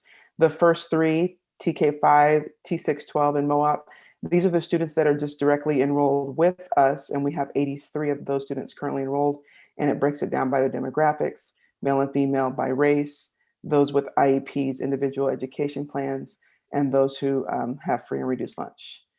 The other 2 programs, Crossroads and Focus, are students who, of course, are enrolled in the other buildings in the district, and they come visit us for different reasons. And we have 85 of those students enrolled for a total of 168 students that we serve at CARE. Again, 5 very distinct different programs, but we are honored to provide and meet specific needs for those students. I just want to share a little bit about where our journey this semester. We started, of course, with the rest of the district on September 8th with 100% virtual instruction, which was a different challenge for most of our staff had never taught distance learning before. And so we've had great professional development to try to help us prepare to do something different than what happened in the spring, working with our students from a distance. But we were so excited to begin receiving in-person students on September 28th with our first wave of TK5 students, and then November 9th with our focus students, and then November 30th with all of our community students, excluding just those that go to attend OZNAM. And we're still supporting MOOP students virtually. So our challenge shifted a bit midstream, where we're not only now teaching distance learning, but also in-person and district, or in-person and distance learning. And so that was another shift for our teachers. And I'm just so super proud of them for just being flexible and adjusting as we need to, because of course it's very challenging, but our teachers are up for the challenge, and we're all in 100% on board and definitely supporting one another to be successful as the staff in the building, so that our students are successful in the community. And as I begin to talk about our SIP plan, we had an overview that I want to share with you, that our focus was coming under the umbrella of our mission statement, but also the 3 goals that the district has for us, which is relationships, engagement, and community. Our building leadership team met, and we decided that we're going to focus on student development and success.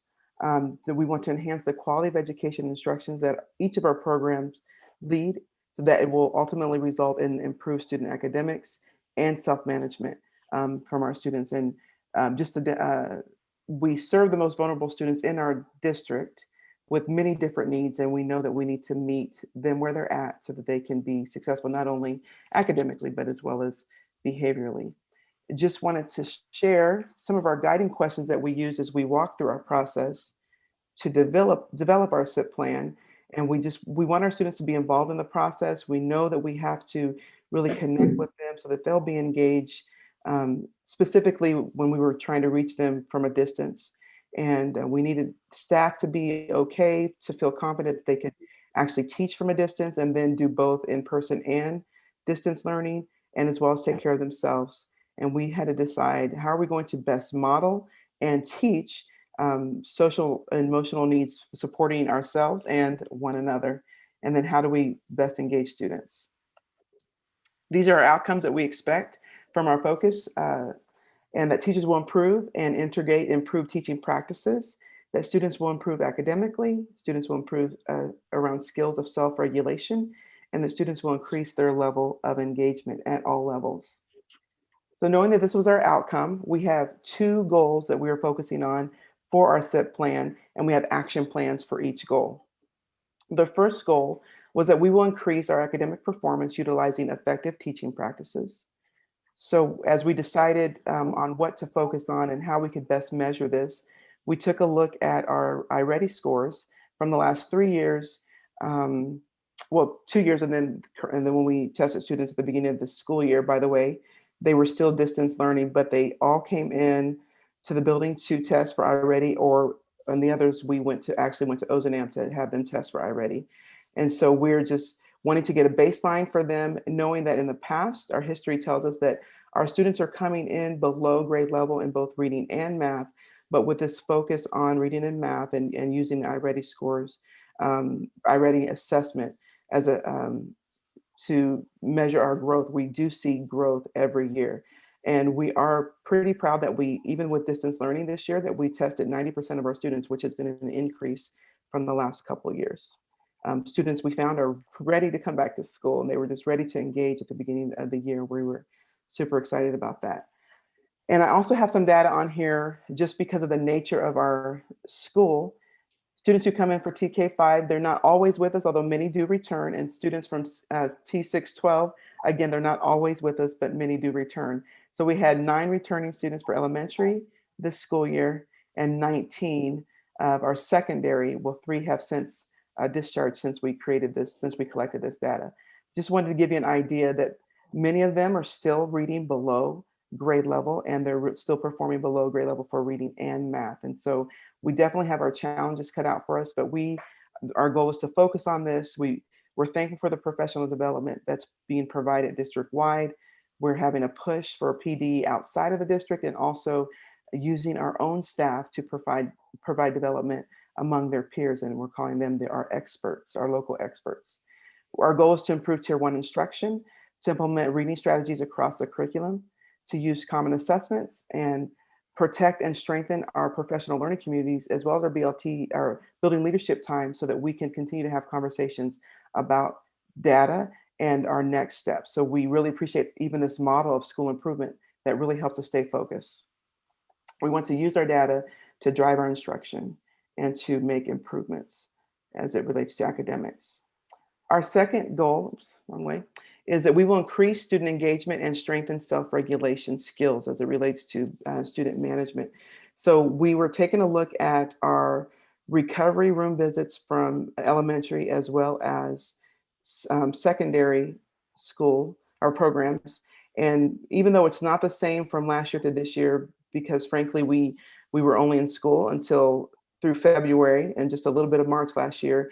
And now we also have virtual learning. So we also included some information about our breakout rooms.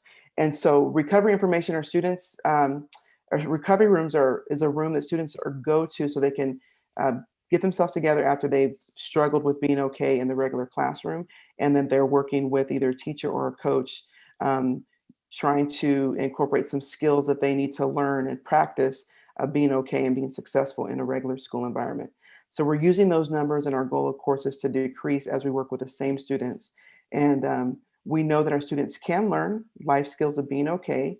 We're using the BIS model. The goal is to really strengthen the language so that we're using common language throughout the building, and to set monthly goals and to really work with our students where they're at and measure their growth. And so we're collecting data also with our weekly data meetings around student behaviors.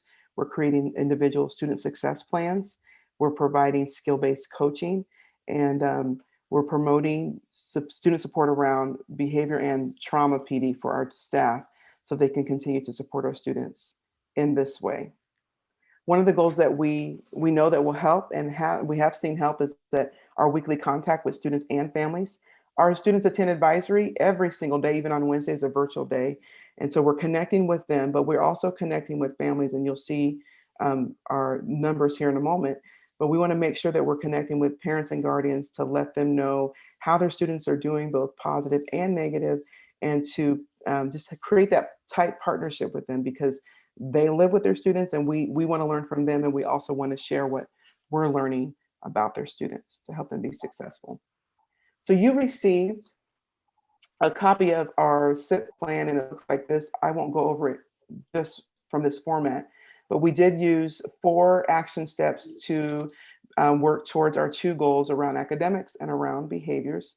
And so that was provided to you, and I will just summarize each of those action steps and areas of success that we're seeing so far, and as what we'll do to continue to seek success.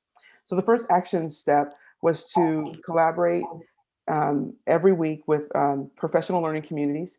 And so just making sure that we had professional development about what is a professional learning community, scheduling time and protecting that time throughout the week, and also have weekly data meetings to take a look at specific data using a protocol and monitoring our progress and using that data to drive instruction. So that we've implemented that. We're excited about that. We meet every Wednesday as professional learning communities looking at data, and we're excited about that because our programs are so different.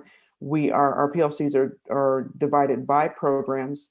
One of the challenges has been, for example, our secondary, they all teach something different, but we were able to come together and really focus on some non-negotiable vocabulary words and create common assessments and track that data. We're excited about that.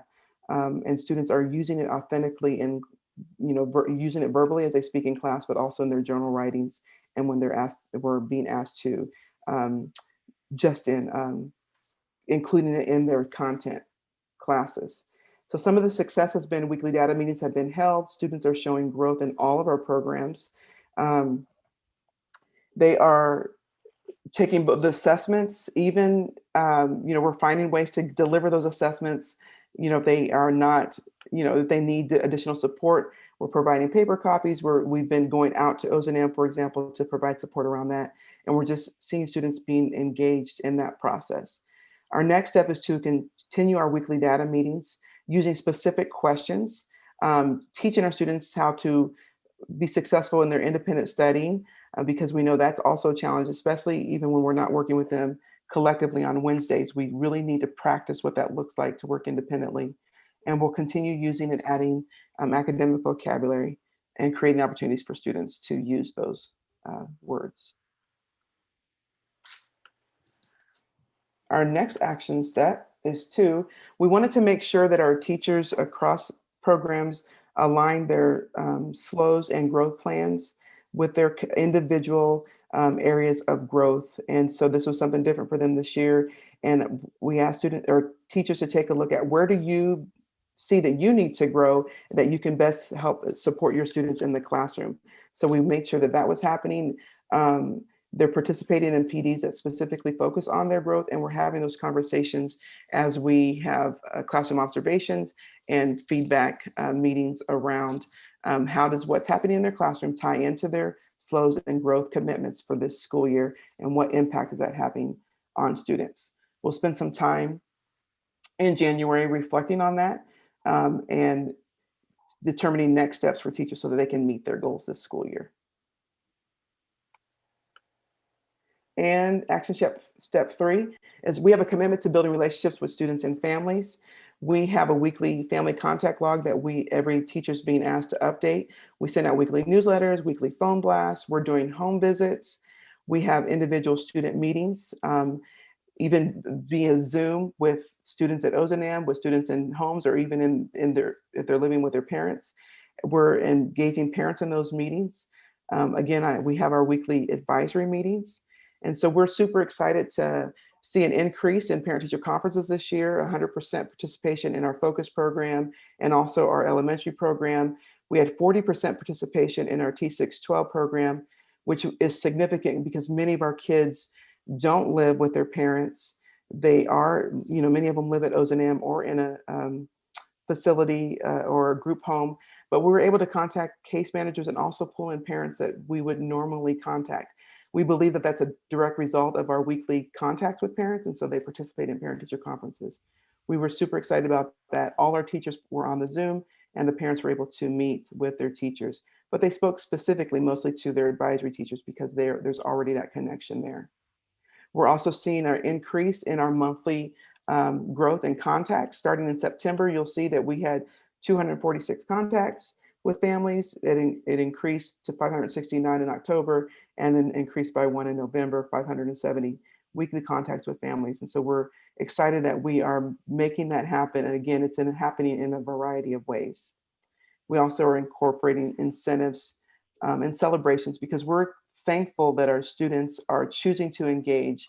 We do have several students, we know that they don't have anyone at home, not anyone really making them participate, but they're engaging with the teachers because of the relationships that they're building, and they're really participating. So we are celebrating their engagement with different things. We're going to continue this focus throughout the year and try to find additional ways to continue to connect with our families and with the guardians.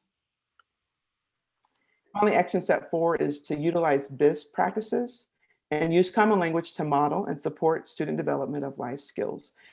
There's 3 life skills that BIS teaches, and they all have to do with just being okay even when it's hard. And many of our students struggle with that, and so we want to use that common language.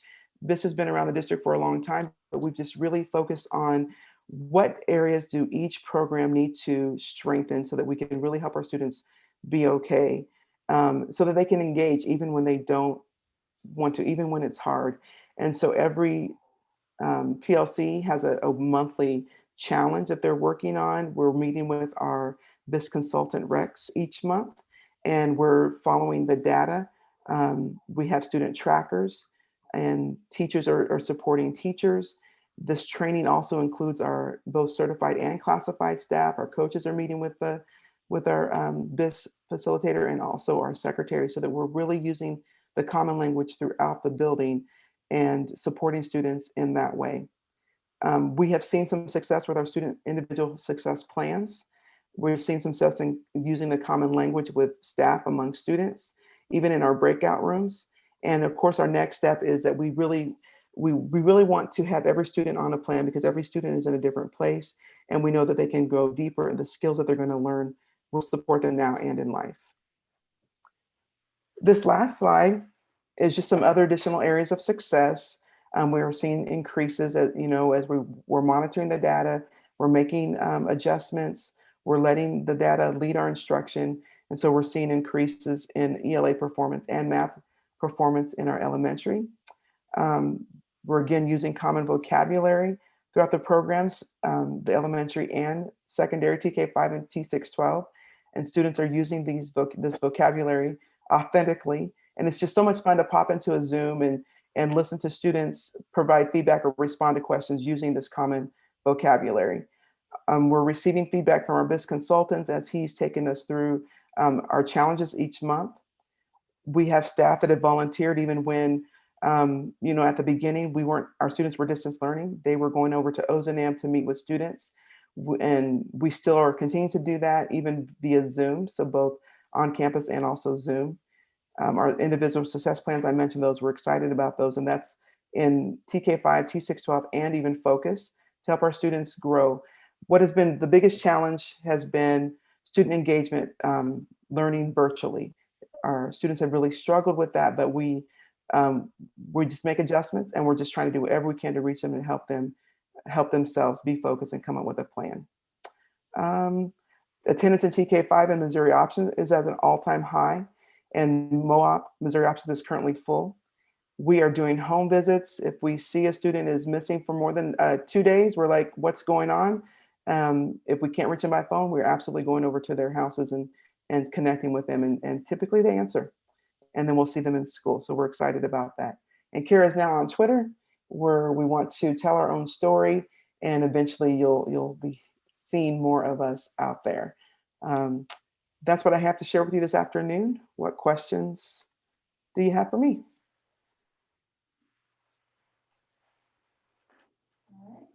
questions? No questions from me. It's typical comment though, and that is love to see the hands-on, love to see the interaction. I get a kick out of that. Like you said, if they're not answering, you hold them accountable. I think that is absolutely amazing and what we need to continue doing across the board. So thank you. Thank you.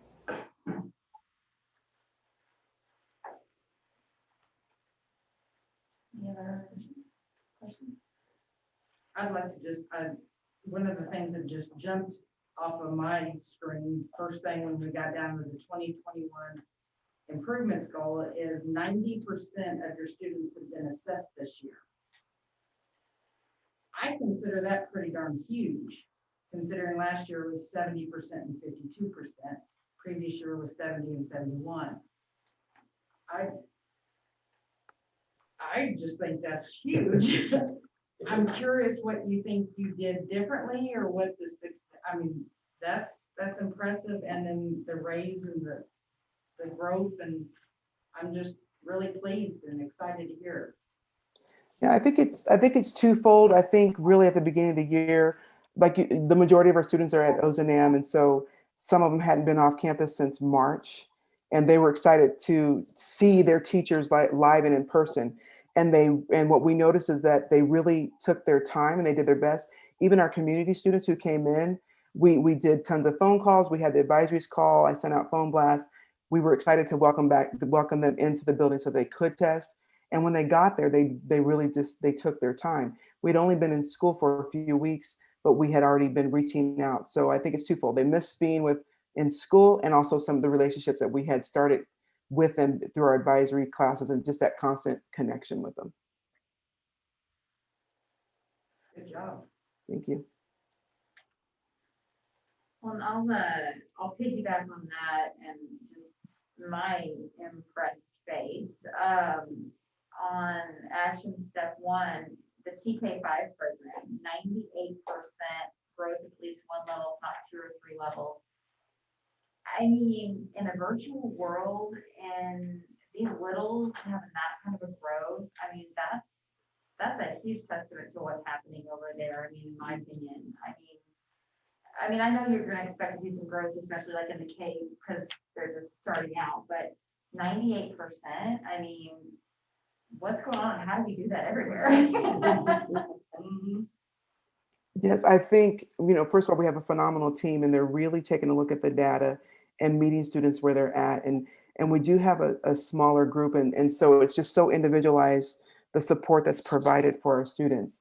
But we've been able to make adjustments. And I tell you, just to see the challenge that it was at the beginning to have our TK5 students focus on iPads at the beginning of the year. And I know it was a challenge across the board in every elementary school. And then to see where they're at now, and then the family meetings that we have, and I get to participate on those, and just that connection that they have with parents, constant communication, where they're sending out texts, look at what your student did, this looks great, screenshots, just celebrating and honoring what's going really well. I think that really tugs at the heart of parents, and that they're willing to say, okay, this is a partnership. And it's been great to watch that be strengthened throughout over time. And then having both, students are in 2 days a week and then they're virtual 3 days a week, but our staff are really doing a great job of connecting with them 5 days a week. Again, I think it's a testament to the relationships that they're able to build, and virtual relationships, which I think is big. I do know that Wednesday there is our day for meetings and professional development, and some of her staff begged her to let them go over to Ozanam, at least for part of the day, so they could still meet with those children, because they weren't able to now that we brought some kids back as much. So I know those kids mean a lot to them, and they're committed to their education. Thank you, Benita. No, I know how difficult it is. I mean, this is your first presentation to the board, being still a new staff member for us, a new administrator.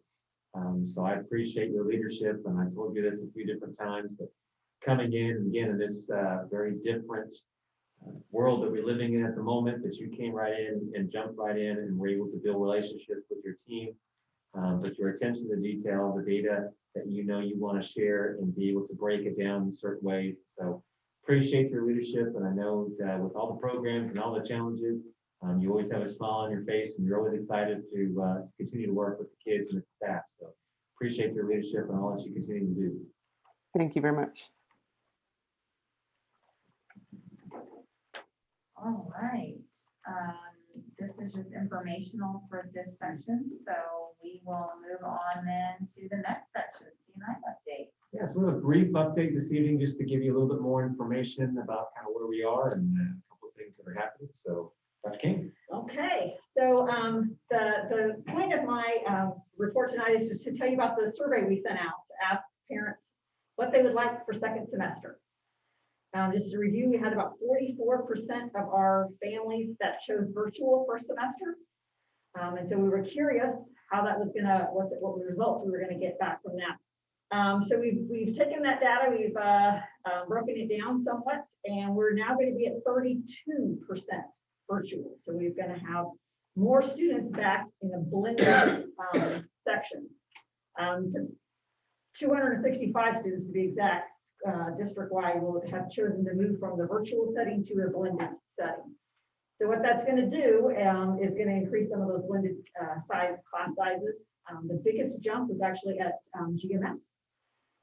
81 kids decided that they needed to be back in school rather than trying to learn on their Zooms at home, which is big. The biggest percentage of students came from Meadowmere, though. Meadowmere students were, the parents are they really want them back in school. So what this could mean, we have to look at the numbers a little bit carefully, is what happens to our K through 2 students with the increase there. Are we going to be able to support 4 days a week, or are we going to have to go back to a hybrid setting and those kind of things? So we'll be taking a deeper dive into these numbers and what it means and how it's going to pan out for each of the buildings. But that's where we're going to stand. Excited that these kids, parents understand the needs of let's get them back in school as quickly as we can and at least get something with their back. I'll be glad to answer any questions you have on it. That's a very brief look at it. The survey ended Friday, and anybody who did not fill the survey out, we just defaulted to what they chose first semester. So 74% of our students were accounted for in the survey. So that meant going back one by one to find out who did not fill the survey out in every class and default to their old one. So that it took us a little bit of time to wrap that up, but we did it. Any questions? I'd be glad to answer. I just got a question. You know that we've been able to keep kids in school, but I do see the emails that go out that we're having some exposure and quarantine. I know that some school districts are following the same guidelines that we are, but they're closing. Do we know what are those schools? How different are they from us? Are they having more outbreaks, or are there different reasons for those closings? And what's allowing us to stay open? Well, I'd say every one of those situations is alike in some ways and also very unique. So number one, they have very different school boards than you guys. Not that, it's just that every board is a little bit different and everybody looks at it a little bit different. A lot of the colleagues that I've spoken to that have closed had significant outbreaks of a particular time, and they just couldn't staff the buildings.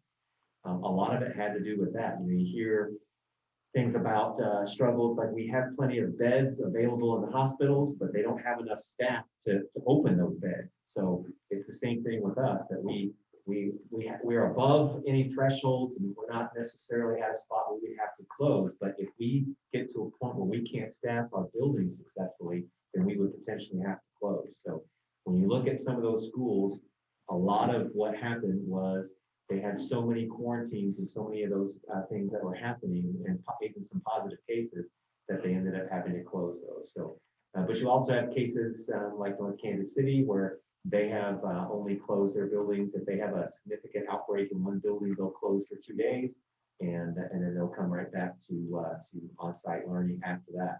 So everybody does something just a little bit different, but truthfully, we have been very fortunate. We've had cases and we've had issues, but we still have been very fortunate in terms of we're still able to staff our buildings. So what I've tried to communicate here, and certainly to the staff members as well, is if at all possible, we will look at closing classrooms, closing grade levels, and even closing a building prior to us having to shut everything down. But if we have to get to that point, we get to that point. I've shared that publicly as well. It really depends on what occurs and what happens. So fortunately, like I said, we've been very fortunate to still be in school right now. And it's because it just kind of the way that it's fell for us. I think a lot of it also has to do with I think our teachers are very cautious and very cognizant of a lot of things. I think that adding the ultraviolet light cleaning devices, I think has had an impact. I think there's probably a lot of things. I mean, there have been mornings where I thought if I get one more text from what Ms. Deanne does saying we had another, I was like, we're not gonna be able to do this, we're not gonna be able to do this.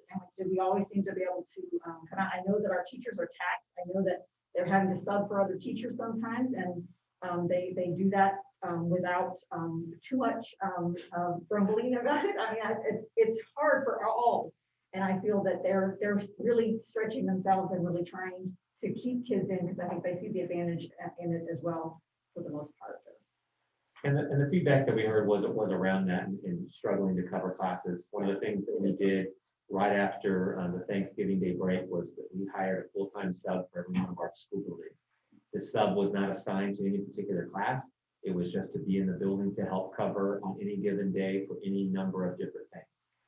We've also sometimes moved those subs to other buildings because we've had a significant challenge in one other building. But also truthfully, as a couple of those other school districts have unfortunately had to go into virtual learning, it's helped our sub rates go up significantly because now we have access to another pool of subs that previously we didn't. In particularly Summit, being a larger school district and also using Kelly services, that really helped our percentage go up dramatically. So there's been some things that we've also been fortunate on that just happened to be that way that also helped push us a little bit forward. And again, it's really about staffing. The antigen tests that we've been able to establish have gotten teachers back sooner, like they're showing symptoms before they would have been out for 14 days. If they go to test and they're negative, they're able to come back as soon as their symptoms clear up rather than having to wait. I think that's been a great advantage to us as well. I just think it's a lot, and I think a lot of it, I'm just the credit to the teachers that and what the protocols that have been put into place for them. When our teachers do go out, are they still teaching virtual, or do they get subbed out? Or does it just depend on how? Most of them get subbed out because we can't allow them to teach if they have symptoms. They shouldn't be teaching, but if they're asymptomatic and they were virtual already, or if it's a specific case that we can do that, because not all of them can telework, and it depends on where they are. But most of them get subbed out. And that'll be what, because I think we just saw that there was at least, what was it, 13 that had to be quarantined. So that's 13 subs, 13 different subjects. Is that like a whole 2 weeks? I would imagine they may have some type of impact, in the classroom with the students, given, people coming from a contracting service with another the district, trying to still maintain everything, with the students in the classroom. Yeah, every situation that happens definitely has an impact. It's just a matter of us being able to still continue to offer as much as we can. Like I said, the testing has helped our teachers get back sooner than what they would have before. And not every single one of those cases, like I said, sometimes if they're quarantined, they feel fine. They're not having any symptoms, thankfully, and hopefully that will continue to be the case. And so therefore, sometimes we're still able to have them cover and still remote teach. So it is still kind of isolated. We still kind of do every single case by case basis and kind of see what's going on with every individual piece. So it's not always that it's always a 100% sub, but everything has definitely a downstream consequence of some kind. Considering what we see on the news about the vaccination and that the teachers might be included with the next round of essential workers, has there been conversations about that? How that would happen? Last conversation we had with the health department was that somewhere around mid-January is where they're projecting possibly that we'd be able to start getting access to that. How that will work and what that will really look like is still very much up in the air. They have talked to us about possibilities of starting to ask whether our staff are even interested in getting the vaccine and how many. But then also we have to be careful as teachers do, if they choose to begin to be vaccinated. We can't just have that be widespread and send, let's say, 300 teachers to go get vaccinated, because once again, There are sometimes symptoms that are associated with it. 2 rounds, some of them are 2 rounds, and as that second round sometimes can have some symptoms. You don't want to knock out your entire teaching staff with that as well. So there are some parameters that I think will take a little bit of time for us to kind of work through with the health department. Hopefully going there, unless we're just happen to be a site that they choose to do the vaccinations. But still some questions that we're asking in terms of logistics. They haven't been able to provide just quite yet.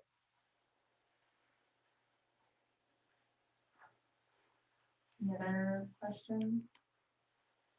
Mr. Green on the line? The only question I have with regards to the increase in kiddos that want to come back, has there been discussion around with the class sizes potentially having to shuffle some kids to different classes because of class sizes, or would your goal be to keep them with teachers they've had all along? The goal is to keep them with the teachers they have all along. And what we'll have to do is look at, we've told them all, there's a possibility. I had no idea how this survey was going to come out. If it was going to be more virtual or like 10% virtual, it was like that was going to impact us a lot more.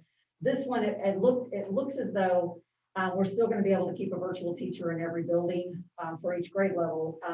But right now we've done some sharing as well. Like if Belvedere, the teacher doesn't have as many, I put some bunch of green kids in their virtual class, and I put some, you just done all that kind of thing. We may be shifting some of those back.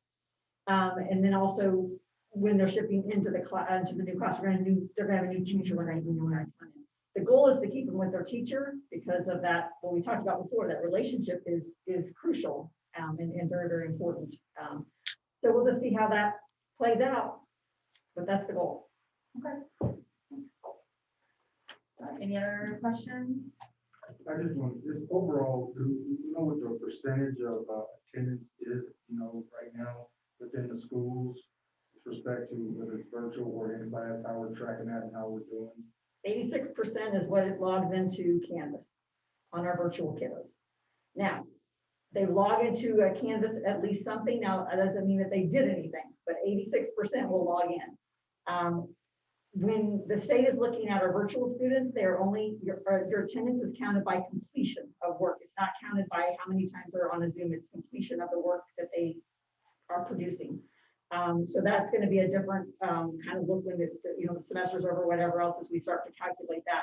The attendance is calculated for our hybrid kids the days they come. So if they're supposed to come 2 days a week and they come 2 days a week and they don't do anything the rest of the week, technically they still have 100% attendance based on how the state is going to do it, handle our attendance. I will tell you that we do have huge engagement issues. And it varies from time to time. As far as this time of the year, it's going down again. It's like understanding that this is a real issue, and it's not just the issue Grandview's facing, it's nationwide. The amount of failing children and the amount of disengagement that is existing in all of our schools. I think that Grandview is doing a remarkable job trying to reach out and trying to do more to engage students, but it is tough. And every teacher out there will tell you it is tough to make sure you keep them engaged and keep them active in those things. Relationships matter. And in my perspective right now, if they're just logging in and talking to their teacher, some days they don't do any work, I'm okay with that. Just please be there so that we can see you and we can get our eyes on you. We'll get to work later if we need to. I know there's a lot going on, so appreciate what you guys are doing. Absolutely. That was a lot of questions too. So I totally get it. All right. This is also informational.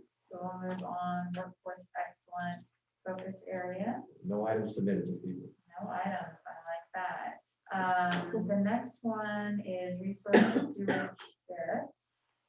We've got an audit, and I would like to request that we take a bio break either before the audit or after the audit. What would you prefer? Entirely up to you. We can do it right now. What does everybody think? Because we've got some discussion later on. So Will give us an opportunity to make sure that we're set up with our guests, and we can do it that way. okay. So if everybody's okay with that, we'll take a 5-minute break. Well, 6-minute break. Come back at 8:25. Sounds good. All right. I had already sent her just in your minutes, but.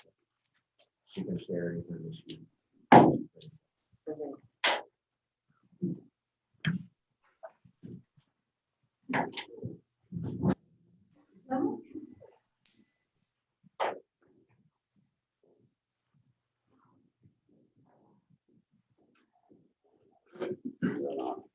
It's hard to see that flat screen. I didn't think it's something.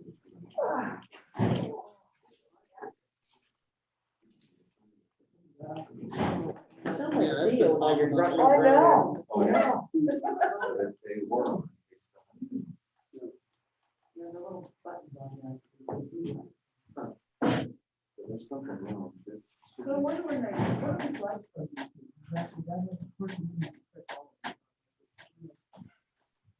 No, I That's, just, I think something, when Yeah, they moved something or they did something, last month, were you on? my guess is when they redid the carpet, That one had a something got problem. unhooked and they didn't hook it It was back not in. working. It was not like the last time. That one wasn't working, these were.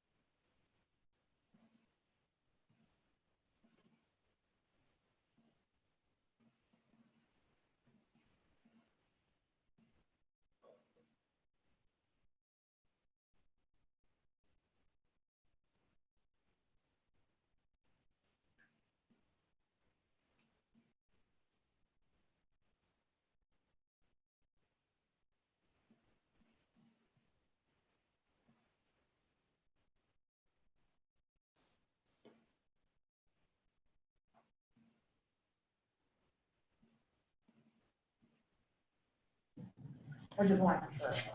Yes. All right. Thank you for indulging the bio break request. We will forge right along. Yes, we have a audit presentation, as you alluded to, and I'll turn it over to Ms. Cook. Yes, we have an external independent audit conducted every single year. DSWA is our auditors. They are here to present the audit of our financial statements and the single audit. With us tonight is Brenda Armstrong, and so we're going to let her take over our screen and present her audit report. Okay, well, thanks, Ann. Everybody can hear me, I hope. You can. All right, I'm going to attempt to run the technology here. I shared my screen, so let me see if I can get, all right, there's my presentation. Everybody see that? Okay, all right. You guys, You'll have to share it with us first. did I not get it shared? Oh, share down here. There we go. Is that working now? All right. There you go. Okay. All right. You guys have had a full schedule so far tonight. I did get on and listen to all the presentations, and it has been very, very interesting. So pretty impressed with your school district and everything you guys are doing. So I do have a presentation here, a PowerPoint, so I will just jump right in. As Ann said, my name is Brenda Armstrong. I was the engagement manager this year on your audit. As she mentioned earlier in her presentation about some of the finance, I will hit upon a couple of things that she said also, but we'll jump into the audit report on page 1 of your booklet. This is our page 1 and 2 is our independent auditor's report as of June 30, 2020. We have audited the financial statements, which are the responsibility of the district. We as independent auditors issue our opinion on these financial statements based upon professional and governmental auditing standards established by the Comptroller General of the United States. So that's our responsibility for your financial statements. Overall, on the financial statements, as we have in the past, our opinion, the financial statements present fairly in all material respects the financial position and changes in financial position of the district on the modified cash basis. So that's a very common basis of accounting for school district audits. So overall, that is a clean audit opinion on the school district's financial statements. As I mentioned just a minute ago, the financial statements are on the modified cash basis. Basically what that means is your financial statements are on the cash basis with 2 modifications for debt that you have outstanding at the end of the year, and then capital assets net of accumulated depreciation. So the modified cash or cash basis is very, very common presentations for financial statements for school districts in the state of Missouri. So overall, a clean audit opinion. The second page talks about supplementary information that we have in the audit report. We also have a couple of additional opinions on internal control and compliance, on state compliance issues, and then on our single audit work that we're required to do on the federal program. So I'll touch upon those here briefly. Starting on page 3 and going through page 10 is the management's discussion and analysis. This is presented by Ann Cook, the assistant superintendent. And what this report does is it gives some information in a more narrative term for the readers of the financial statements to understand how the school district operates, and gives some comparative information on revenues and expenditures and debt balances compared to the prior year audit. We do go through and look at this and make sure these numbers match to our financial statements. So on page 11, this is the statement of net position or a balance sheet for a school district. As you can see, total assets for the year ended June 30, 2020 was $74,760,885. This is made up of cash and investments and your capital assets net of accumulated depreciation. At the end of June, the district had debt of $32,573,427. This is your capital leases that you have on buses, equipment, and then your bonds payable that you have outstanding. This next slide kind of gives you an idea of how your total assets have increased over the last 5 years. And you can see you're kind of on you increased from 2019. A lot of that has to do with your cash balances increasing and capital assets increasing also. This next page shows a chart of your debt ratio compared to your statement of net position. Your net position is the difference between your assets and your liabilities. So you're creeping up there that your net position is increasing and your debt is decreasing compared to 2019. So that's good financially for the school district. This next page is a statement of statement of activities. And what this shows is really how your school district did. The third line from the bottom, if you can read it, says statement and net position. And what that means is since it's a positive number, that means you guys added a little over $4.3 million to your statement of net position. What that means is you're increasing your cash, less any capital asset activity and your debt activity, all netted to a positive of $4.3 million. So overall, that was a good financial outcome for the school district in 2020. This next schedule shows the revenues and how they're broke down at the top of this statement of activities report. As you can see, the majority of your revenue comes from property taxes, which is your real estate and your personal property taxes, and possibly, I believe, probably your sales taxes included in there. Non-program state and federal aid is 25% of that. And then operating grants, which are grants specifically for a program, for example, like special education, things like that, are included in the operating grants. And then charges for services are a lot of your local student activities, food service, things like that. So with most school districts, this is a very common pie chart. The percentages are very, very consistent from school district to school district. The next page, on page 13, this is your balance sheet on the actual cash basis. It shows how the cash is allocated and your investments are allocated by fund. Your total cash at the end of the year was $24,317,106. And you can see how it's restricted there for each different type of activity that you have in each fund. Then on page 14 is a statement of revenues and expenditures or an income statement. This statement shows how the revenues and expenditures are allocated by fund. And as I mentioned earlier, you did have a positive cash balance over 2019. The majority of that has to do with you issued bonds of $4 million, as Ms. Cook indicated in her presentation earlier. So that accounts for the majority of your cash increase in 2020. Okay, this next slide, if you flip over to page 16 of your booklet, note 1 is a summary of significant accounting policies of the district and how the district's application of the modified cash basis.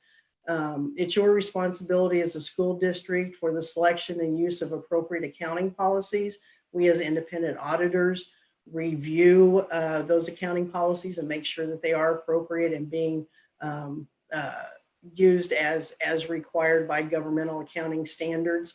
We did not find any transactions that in the school district's financial statements or accounting records that lacked any authoritative guidance. And we do believe that all significant transactions have been recognized in the proper period. So this note goes on for several pages. In your booklet, there's just a lot of things. This note really doesn't change much from year to year unless there are new standards that are required to be implemented by the school district. Next note that I want to touch upon in your financial statements is the retirement note. As you know, that the school district contributes to the public school retirement system, or PSRS, for the certified staff, and to peers for the non-certified staff.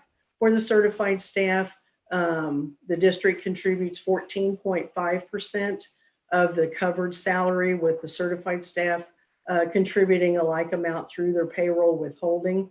Peers also contributes to the retirement system at 6.86%, and the non-certified, that's by the district, and the non-certified staff contributes a like amount also through payroll withholding. So this note goes through a lot of different amounts, kind of some actuarial information.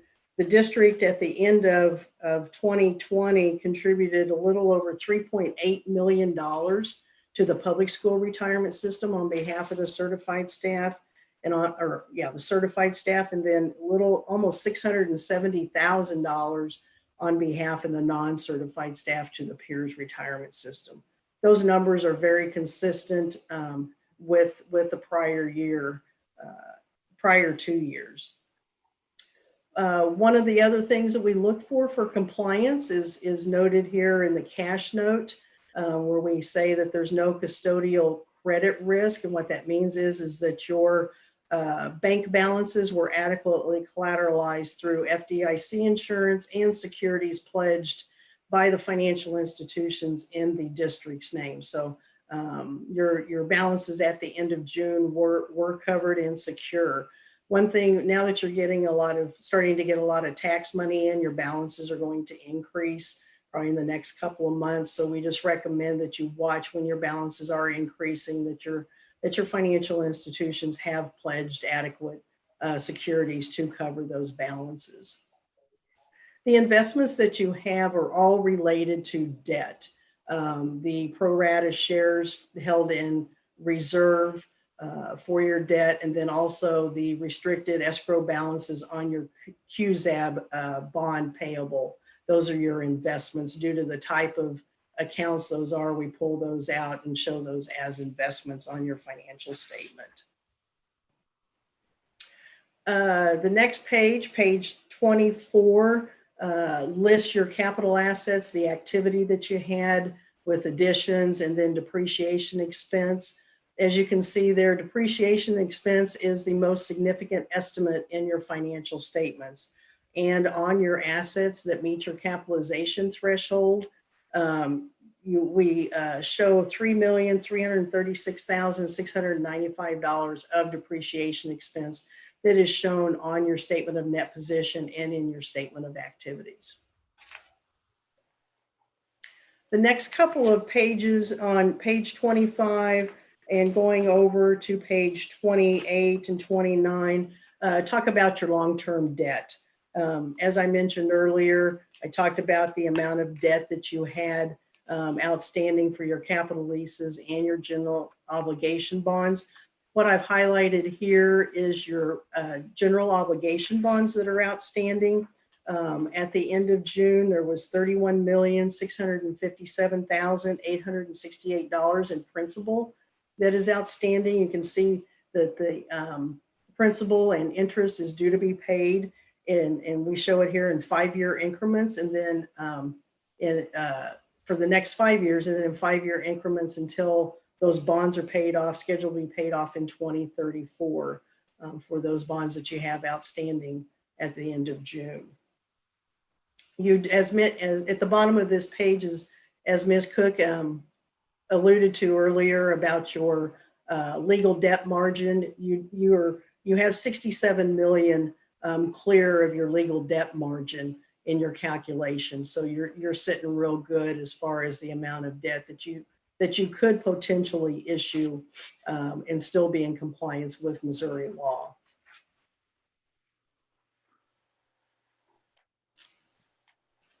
Okay, capital leases on page 29. You can see, as I just mentioned earlier, your leases that you have are on equipment, buses, various other types of leases for computers, servers, network equipment. And we've listed those, the principal and interest that is due over the next 5 years until those are scheduled to be paid off in 2025. Okay, so those are the most significant notes to the financial statements that I wanted to point out.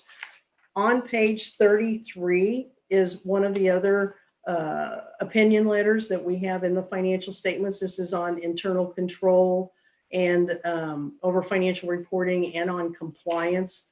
On the overall financial statements, we considered the district's internal controls as a basis for designing our audit procedures, but we do not do an in-depth study of your internal control in which we could render an opinion on the effectiveness of the internal control system. So we do not issue an opinion on your internal control system.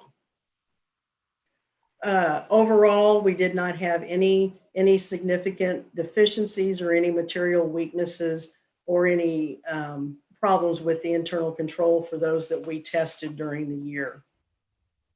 On page 37 is our second report. This report is on internal compliance with Missouri requirements on attendance, transportation, budgetary, tax levy. State of Missouri asks us to look at your attendance procedures, your transportation procedures, to ensure that your procedures are adequate to report average daily attendance, eligible pupils, eligible miles, ineligible miles, students transported. So we pull some days out to test, trace through your accounting or your attendance systems, and we look at your record keeping for your transportation. Make sure you're in compliance with the budget statutes, tax levy hearings, things like that. And we did not have any compliance issues with respect to those specific state requirements for Missouri laws and regulations. The third report that we have, as I mentioned earlier, is about the single audit. And what that means is because you're of the size of your school district expends more than $750,000 in federal program expenditure. So we're required to do a single audit in accordance with uniform guidance. It's been a struggle this year getting the guidance from the federal government. They have, due to the coronavirus and everything that's been going on, they have been really late in getting the compliance supplements out to the auditors. The original compliance supplement has come out. They still have not released the addendum. However, we received some preliminary guidance that is allowing us to go ahead and complete our testing. So as you can see at the bottom of this page, on page 52, the district expended in the 2020 school year $6,847,812 in federal expenditures. And we list all the programs there. You've got special education, title programs. Also included in here is COVID and CARES funds, and your food service and food distribution. So we are required to go through and do some testing on those particular programs that meet the requirements to be tested. And as I highlighted here at the top of page 55, in our opinion, the school district has complied in all material respects with the types of compliance requirements that could have a direct and material effect on the major programs that we actually tested during the year. Those programs that we ended up testing are on page 56.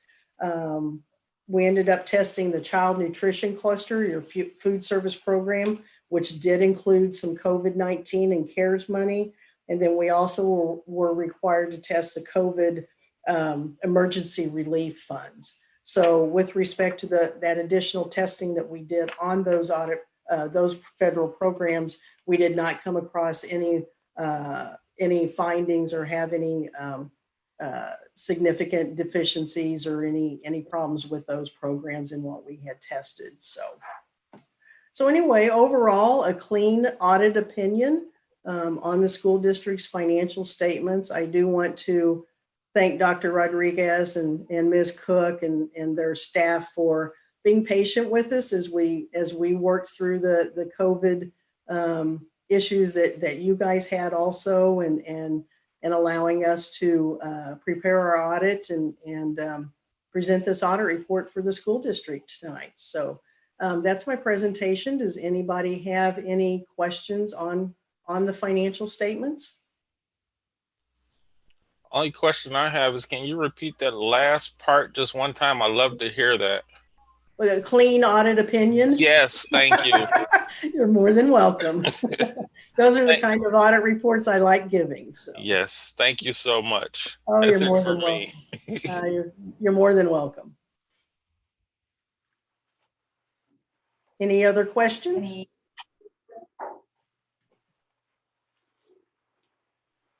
We appreciate you as well, knowing that there's certainly a lot of up in the air things and things that you guys are trying to navigate through in terms of guidance and with the federal regulations and things. So I know it was kind of taxing in that regard on you guys as well. And so we appreciate working with us and trying to navigate that also. So appreciate the back and forth.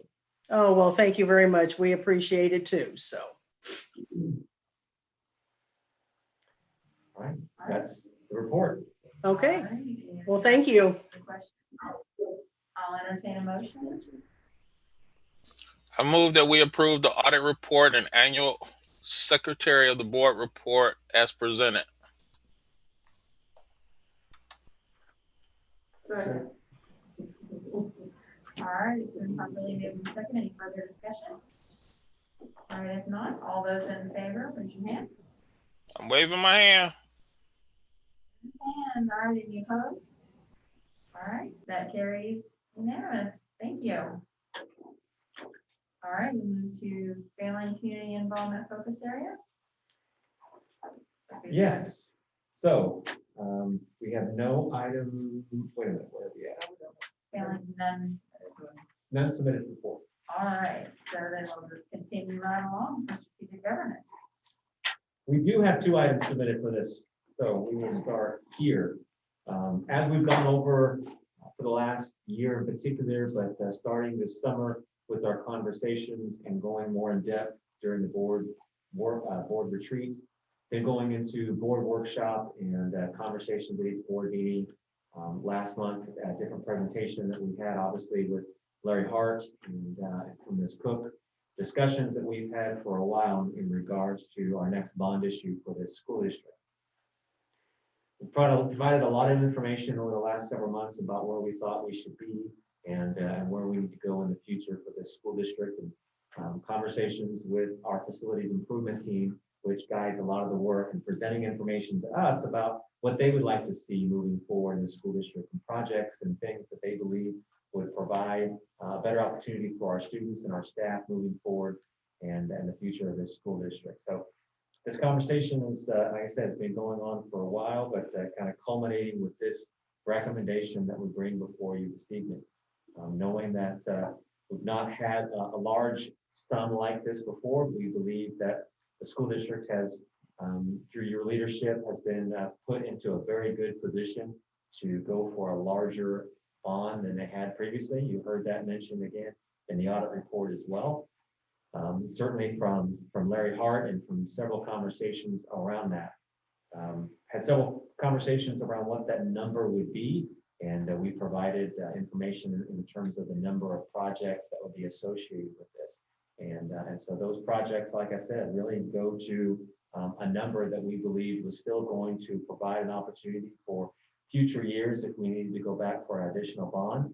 But we also know, as you do, that various things happen throughout the course of having older buildings, and we know there's going to be some extra things that always come our way that you're just never quite prepared for. So we do believe that this puts the district in a good financial position, but again, is going to put us where we need to be in terms of facilities and making a really large impact on our schools and for our students and staff. So happy to answer questions, happy to go through additional information. The recommendation is before you in terms of what that number would be. And I think we've talked about and provided information around some of the other components of what that would look like. But again, being a no tax increase, feel very, very strongly about that. And again, we've had strong support from our community in the past around our bond issues. So, Ms. Cook, anything to add? So happy to entertain the discussion and answer additional questions that the board may have. Questions, comments? I'm looking at the project list. This project list is not a set in stone thing, right? No, any of the project lists that we've created have always been, there are a few things that we usually put as, we put a few as bedrocks. So like whenever we did the last bond, we specifically did say things like, we will do these stands at the high school. So therefore that became a project that was kind of a non-negotiable that we're going to do. But yeah, many of these things are, this was the wish list.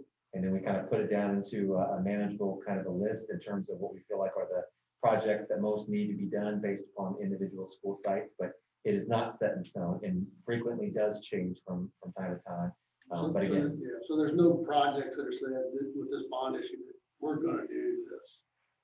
well, I would say that when we go forward, we will present to the community, and in regards to a $45 million bond, there are going to be things that I would say that we would provide for the community because they'll want to know. No, I get that. Yeah. So have we even started looking at that? I would say yes, and I would say, whenever we did for example, I mean, I don't know what exactly all those would be, but for example, finishing out the high school in terms of the visitor stands, that was one of the things we talked about when we did the one side, and then everyone said, well, what about that side? And there's some things associated with that, but things like the locker rooms at every single school site, those would be things that we would want to promote that would impact a lot of kids over a lot of different periods of time. Fine arts renovations, things like that we know need to be done, but also gain a lot of support from our patrons. So I wouldn't say that we know exactly what that list is, but yeah, those are some of the things that would be on it. So then is the bond example ballot, that's just an example at this point, because all that's listed in their question, what the project would be. Go ahead. That is the sample ballot that would be presented. Because I mean, these are a couple things that I'd point out that typically in the past are when we've gone out for bond issues, it's usually been a 3-year plan typically. A $45 million bond issue will more likely be more of a 5-year plan just for having the capacity to manage getting all of this work done. I think to Mr. Kessinger's question, I think a lot of the things that are very specifically delineated will be commitments to this community where we have some possibly a little more flexibility is in things like, HVAC, multiple schools and roofing district-wide. We've allocated funds that may or may not address all of the needs we have, but with the funds we believe we'll have, this is how much we can allocate towards that. As you'll see, we have more funds listed than we are requesting, but we will always have more projects and more needs than we will have money. And so I think, and like I say, especially with it being a 5-year plan, things can change, things will come up that may force us to alter some of that. But I think that most of the stuff that is very specifically delineated will be a commitment from the district to the community. Yeah, thank you for bringing that. I don't think I was very good in my explanation there. So yeah, some of the, like she said, there's some flexibility with some of those other particular pieces, but we did get maybe a little bit more specific in that question due to the amount of money that we were requesting. Yeah. So some things are set in stone, then basically is. Fits in the question. We feel like that's a commitment on our part. And again, that flows through the facilities improvement team. That's not just myself and Ms. Cook sitting down determining what that would be, but that comes from every individual school, all the representatives on that team feeding in the information and working through what they believe to be some of the priorities. There are some things on there such as the card key replacement for the doors. We've been talking about safety and security upgrades since I've been superintendent, and that's been one of the things that's been on the list for a while, or card key access to exterior doors, things like that have been a part of that. You know that we've talked about camera systems previously, and the high school camera system got a lot of notoriety whenever we implemented that. Certainly those are things that we want to make sure that we can do at other schools as well.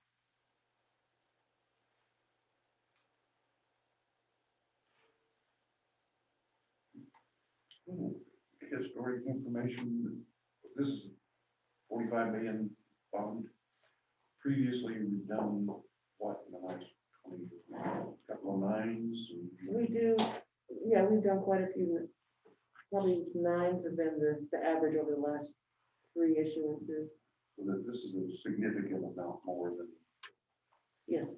our history is. Yeah, I think the largest one that I had seen in a at least somewhat recent past was maybe 12 to 15 at the most. This would definitely be one of the more significant ones that this school district has gone for. No tax increase in $5 will continue to support off that. That is correct, yes. And as Larry Hart was able to provide, and again, I know he's on the call, and I appreciate him always being here for us and supporting.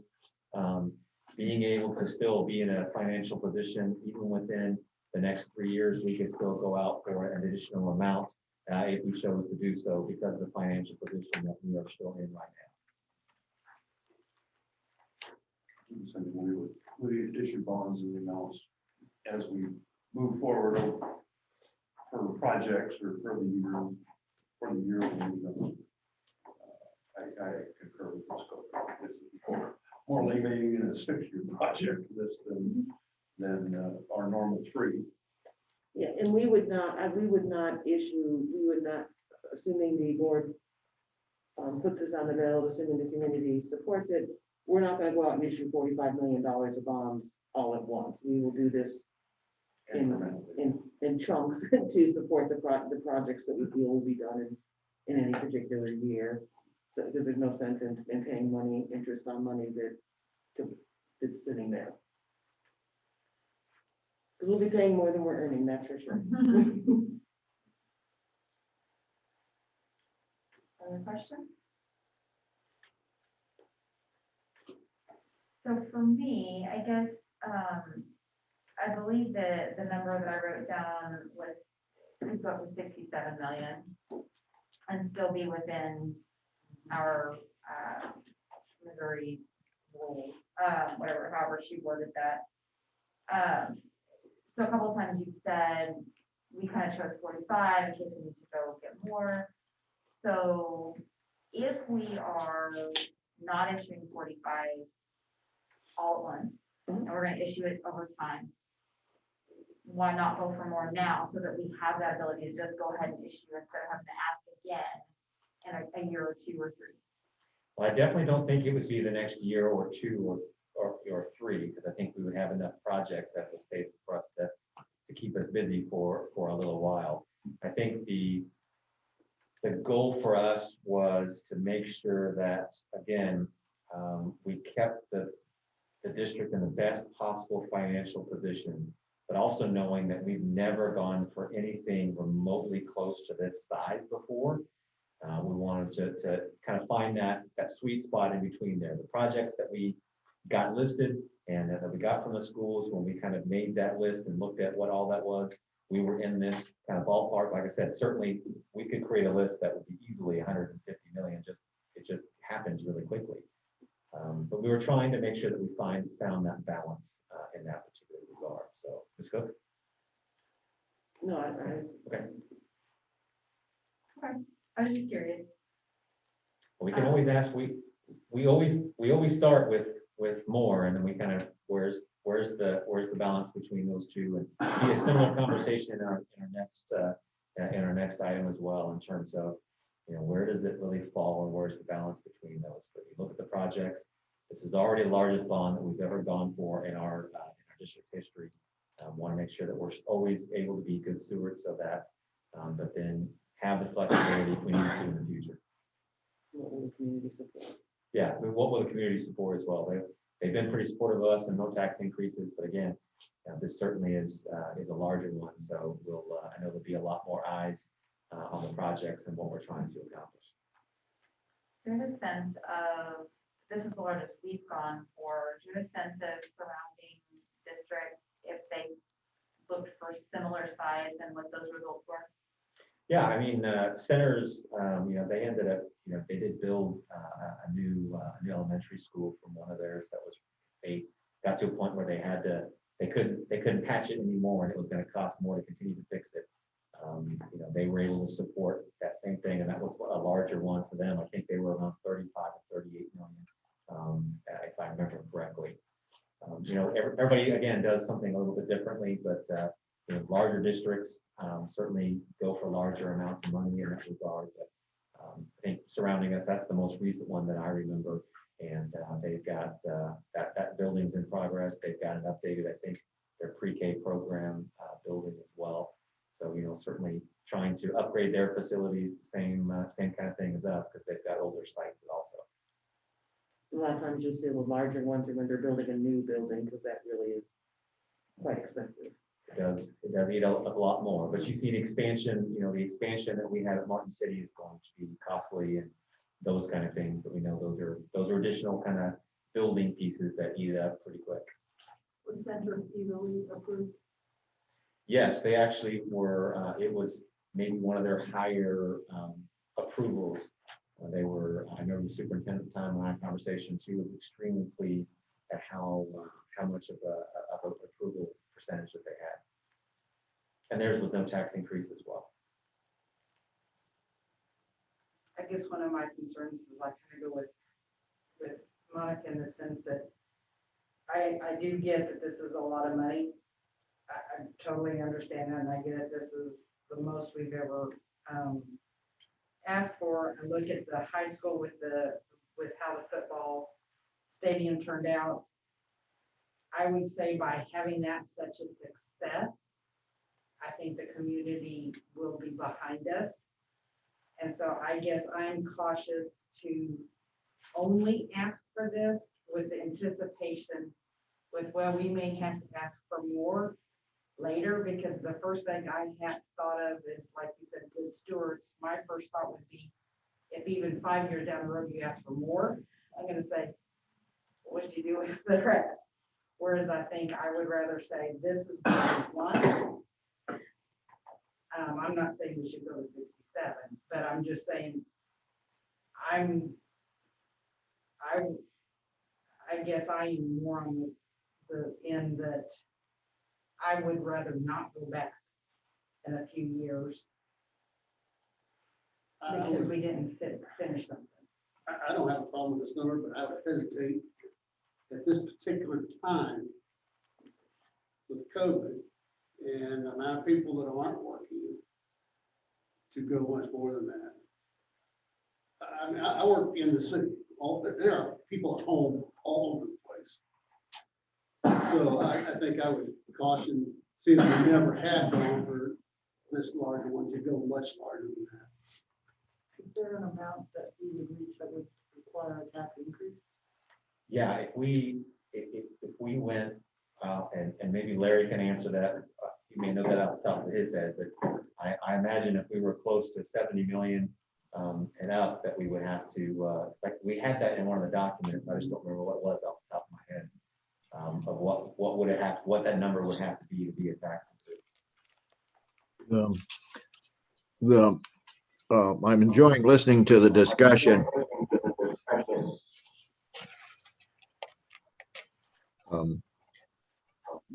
The district does have the ability to do more than 45 million without a tax increase.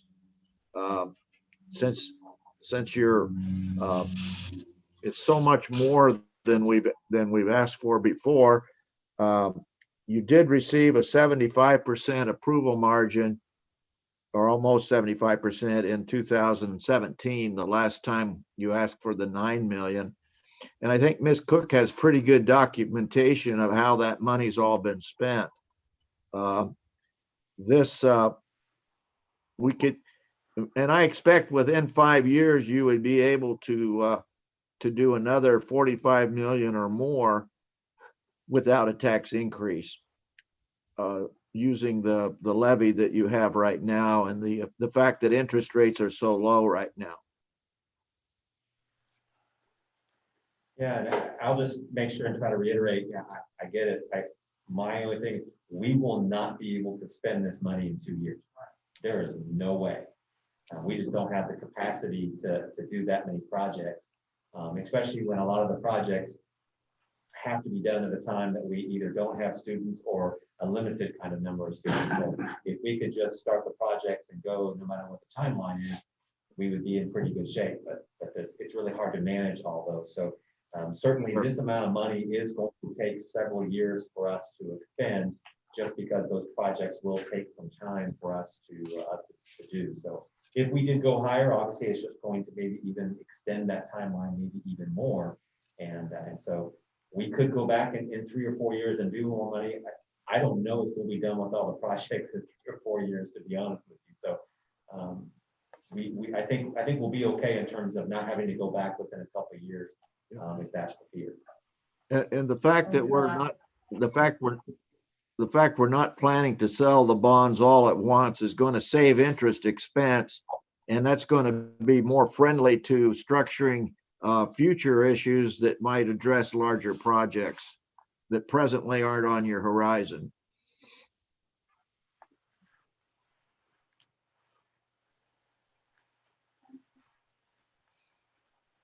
Any other comments or questions? Mr. Green, anything on the phone? Nothing from me.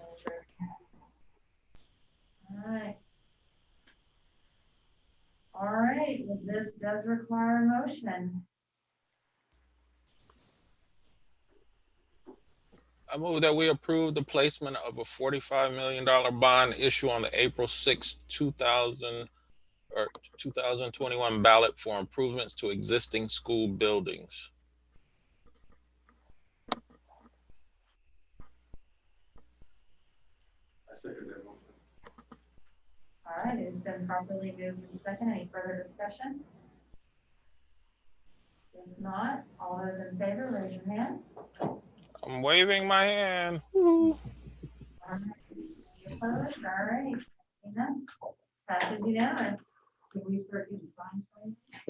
I got a great location. Yes, ma'am. Right by a school. I was not presumptuous, but I did begin to have that conversation. So thank you very much. Appreciate that. Attached to this, certainly a separate item, but certainly tied in terms of the conversation, is again part of the conversation that we've had for the last couple of years, but in particular, we had this conversation when we talked during the board retreat and during the board workshop as well about financial stability of the district, trying to make sure that we have flexibility. So we have the bond side, but now the levy side in terms of what actually our general budget and expenses and things that we're able to do. So we had some conversation during the board workshop, around one of those things is salaries. It's not all salaries, but as Ms. Cook is prone to say, when just over 80% of your budget is tied up in salaries, obviously that is a huge component of what we do. So this does allow us some flexibility, as we've shared with you, and has I've emailed and presented some additional information. It allows us additional flexibility.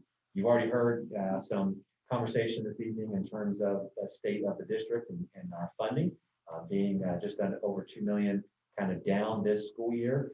That definitely concerns us in terms of what will potentially happen at the end of the year and what we'll be able to do to make sure that we're continually still providing an opportunity for our staff to be compensated in a way that continues to make us look very favorable to other districts. Our goal and Grandview 10's goal is to make sure that our staff are always placed in the top 3 third in terms of beginning salaries, middle salaries, and kind of end of career or backside of career salaries, but also kind of where they fall in terms of their education. So we want to make sure that we're continuing to do that. Right now, we sit in a very good position. We've always done that. It's always been well supported by the board. So our goal is to make sure that we're able to continue to do that. But it also provides us some additional flexibility and just financially moving forward. You've had the conversation, obviously, about our financial, our fund balance, and want to make sure that we can continue to have that. But I'll also be the first to say this is not just a magic bullet. It's not going to be the end all be all. There's going to be some additional things that are going to happen over the course of the next 2 or 3 years in terms of other cuts and some other financial realizations that we need to find. And that'll be something that we'll continue to be operating and that I'll continue to bring back to the board in terms of that discussion and how it works. But certainly it puts us in a good position right now. And since we have not gone out for a very long time to our patrons for this, we feel like it's a good opportunity right now.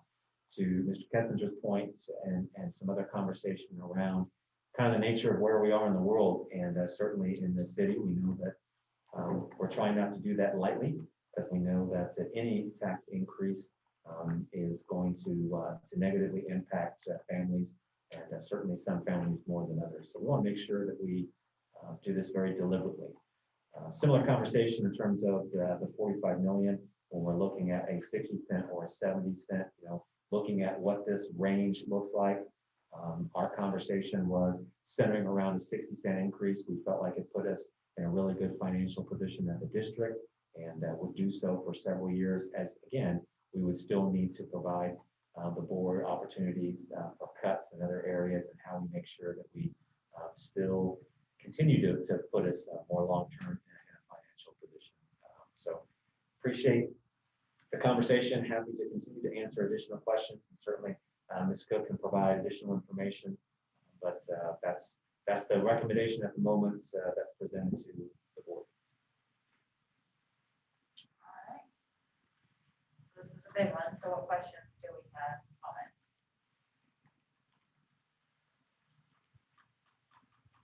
When was the last time we had 2004, 17 years. And do we know how large of an increase we had at that time? I believe it was 45 cents. That's what I want to think as well. That the previous one was 45 cents, 45-cent increase. In 2004? Yeah, 17 years ago. Now our levy has changed because we have a maximum, and it has fluctuated based on our assessed valuation in the CPI and all of those parameters. But as far as going to the voters and asking for a levy increase, it was 2004, 45 cents, yes. So 60 cents, I know we don't have a crystal ball, but if that one lasted that many years, do we think the 60 cents will last us? I mean, that's, again, on kind of the concern situations. Sure, and I think your comment in the previous discussion item is very warranted right here as well. What is the sweet spot again in terms of that? Obviously 70 cents is better. I mean, 70 cents puts us in an even better position, and you can see the numbers in terms of how that increase is there. So about every 10 cents, I believe, is about $500,000. So that's always going to be better no matter what. I think the recommendation in this particular regard was it kept us just under $6. But as we shared with the board previously as well, in terms of where we kind of rank with area districts, it really didn't change that number. We're kind of middle of the pack right now, and we would move up. We moved up just under center as number 4. But even if we went to 70 cents and it pushed us over $6, we would still be number 4. So that ranking wouldn't impact it. It really is probably just more of what do we think that our community would support in that regard.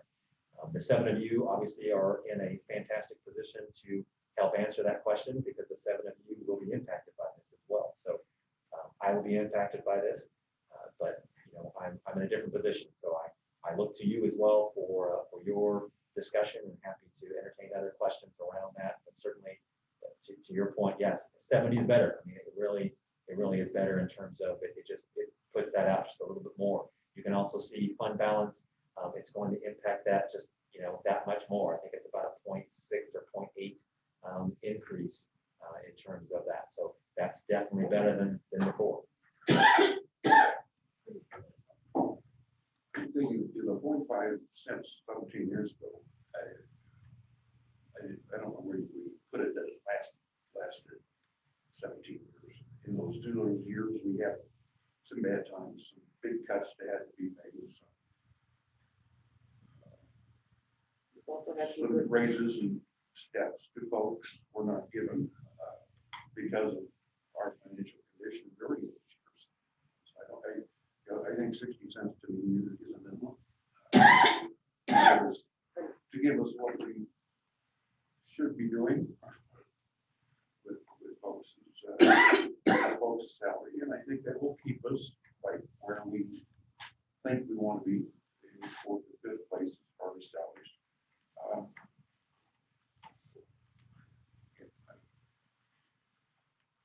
Just throw those spots out there. I would definitely agree with, I guess that is my concern too. Would our aspect still be that this would be for salary? Or how does that come off to the people in a nutshell? Yeah, I mean, what I would say is you've seen the financial situation, especially in terms of the cuts from the district and things like that. Conversation that we had last year, leading into Grandview 10 and providing the information that we did and the additional raises and step that we provided last year for our staff. One of the reasons we did that was because of the major uncertainty that we thought was going to happen this school year. And we really did not know whether we would be able to afford or not. Considering where we are with our fund balance and things like that, it would be very difficult to recommend a full step and base increase this school year without that. So they're definitely tied together in terms of that. Like I said, whenever over 80% is tied up in salaries, it makes it very difficult to not tie those two together. Can you pull the levy comparison back up real quick, please? So we've got a larger school district in Lee Summit that has a lower tax levy. Is part of that because they have a lot of new construction that assists in their, okay. I just wanted to make sure I understood that we don't have a lot of new construction. We don't have a word flow at this point. We're kind of maxed at our borders, right? So. Yeah, I haven't looked at their information. They certainly know about that, but I guarantee you that's a huge piece of that. Yeah, so they don't need a higher tax levy because they have so much other stuff coming in. Their new construction is helping them a lot. And it's constant. Yeah, you look at Blue Springs, which is also still a growing community, and they have a pretty healthy levy as well. And you have to remember too that because they will have different numbers as far as their state aid. I mean, the taxes is one component of their revenue sources, and so you have to look at all the different sources to see how they're interplayed and what impact that has too. And I think that's really important to make sure is understood, is that this is not just the one thing, right? Some people say, oh, well, Lee Summit's less and Blue Springs is less than what you're asking us for. I think it's important to note that they have other sources that we don't and won't. And when you look at the top three, even right now, the top four on that list, there's not a lot of new construction in any of those districts. No. Center's kind of landlocked in a lot of different ways. There's not growth happening in any direction. They will replace houses. They will, in terms of upgrades and things like that.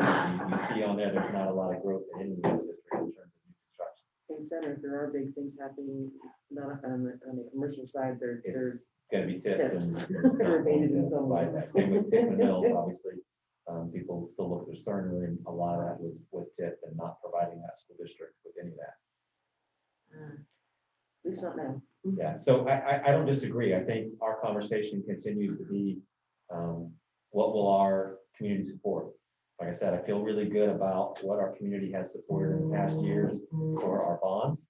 I don't necessarily know what that would be for our levies, but I feel like we do have a lot of district support right now. But I do know, as Mr. Kessinger said earlier, I do know that we have a lot of families still that are out of work. And so I don't want to take any of these things lightly. But The city also just passed 2 tax increases last year also. It'd be better if we got in front of them. Yeah, Because the safety tax, Grandview got in front, and then a lot of the cities that came in after them, it didn't pass. Well, and there was some conversation that we had previously around this past April or this April. And, not doing it in the presidential election, we weren't exactly sure what was going to happen in a presidential year. We were kind of looking at a variety of different things. It happened right in the pandemic, the beginning of the pandemic. So is it better to be at the front end or the back end of the pandemic? And I don't know. There's probably pluses and minuses to both. I know that most of the people in our community or in the Kansas City area that had things on the ballot, if not all of the Kansas City area that had things on the ballot this last April, were approved, and including at least one levy that was increased. So it just kind of depends. Do we know at the end, this maybe totally off, it just hit me. I'm trying to think how to word it. The age group of homeowners.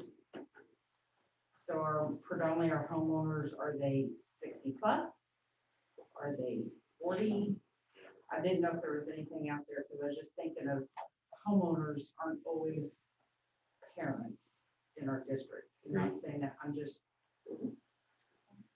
Agreed, and I know it's demographic study we did a couple of years ago. That would be in there. we have that, but then also we have the city. Some of the city information is certainly a lot more accurate now. And that's the city of Grandview, because obviously we still have the Kansas City side also, which will yield very different results in that particular regard.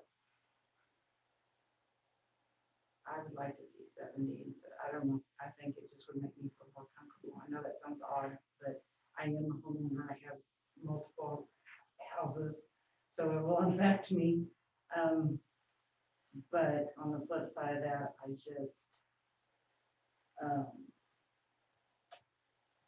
just looking at what this year turned out to be. And I guess I'm just thinking I don't want to be here in just a few years. And I'm not saying 10 cents doesn't do it, Makes an impact.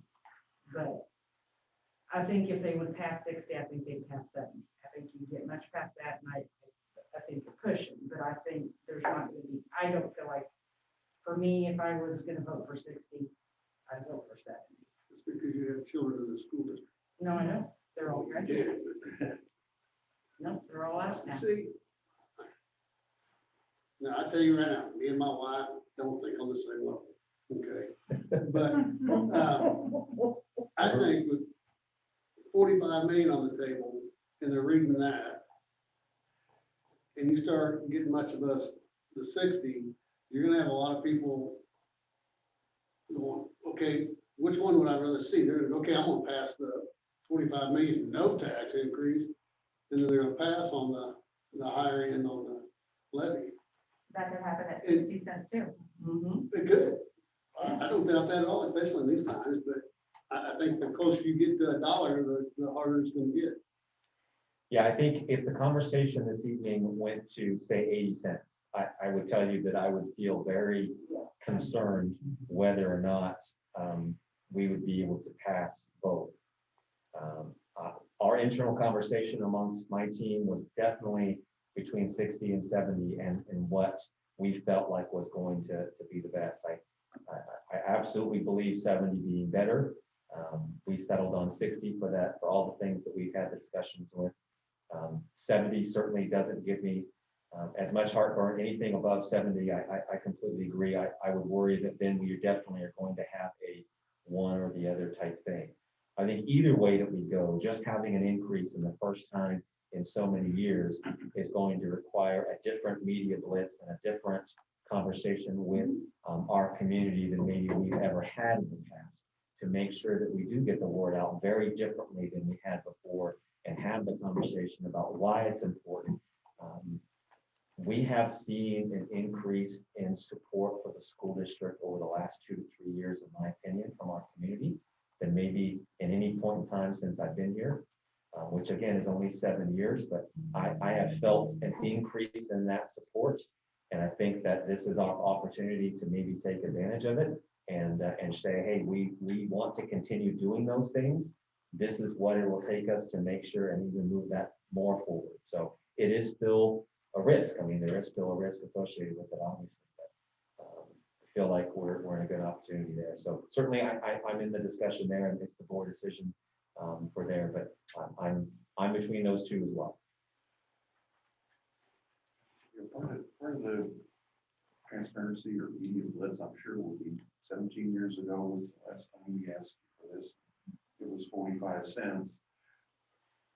Yeah, it's been 17 years, but now we're going to ask you for 70 cents. I think the 60 goes over in my mind a little easier than the 70.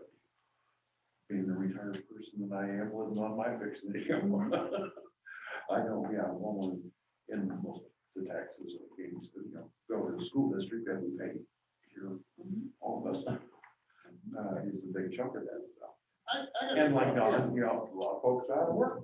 I got no problem with either one of them, but I think about on my block, if I drive down my block, there's probably only a half a dozen houses that aren't retired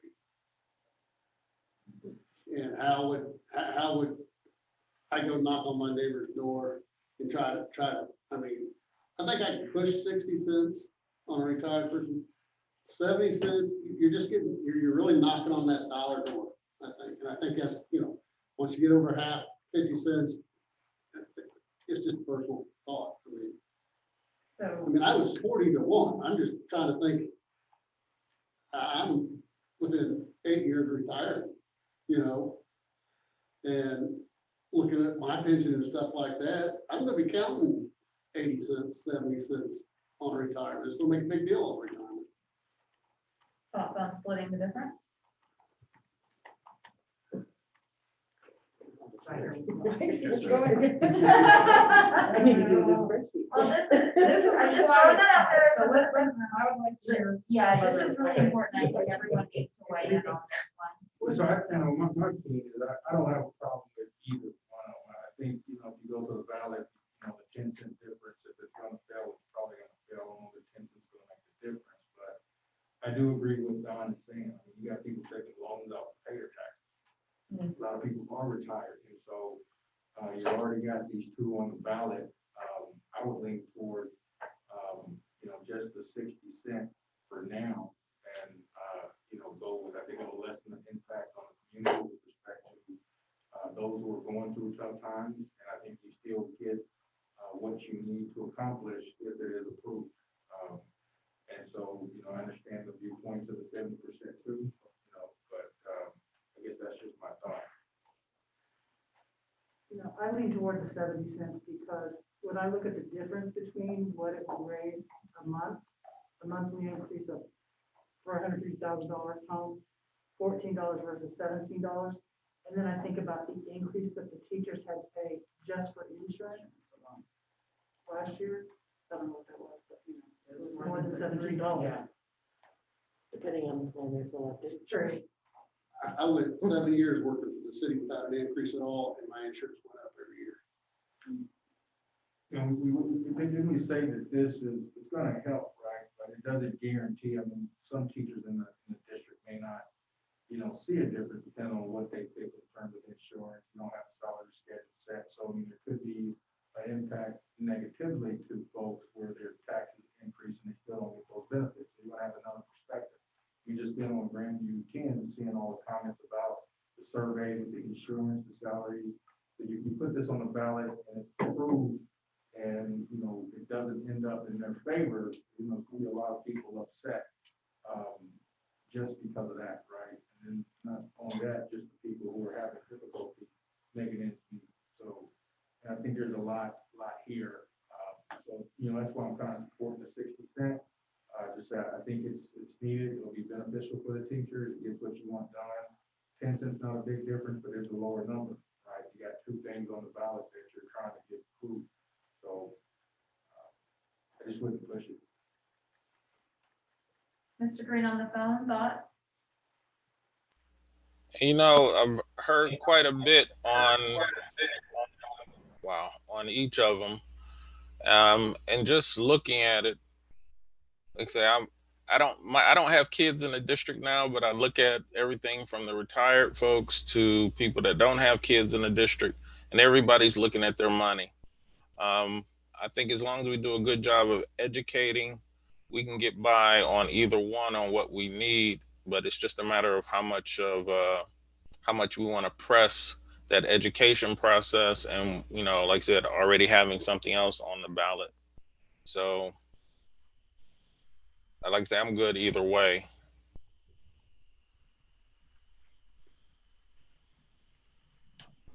So just kind of taking my notes here, it looks like we've got kind of a three-way split. So we've got a couple saying I should do 60, we've got a couple saying I should do 70, we've got a couple saying I don't care, right? Either one's fine with me.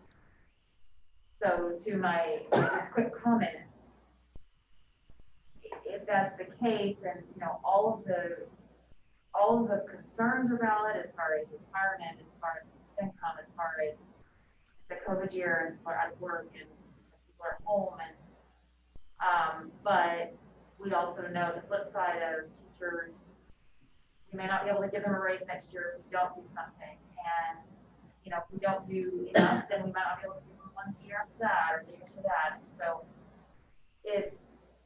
there's obviously two sides to the coin, and everyone's going to have their own personal opinion.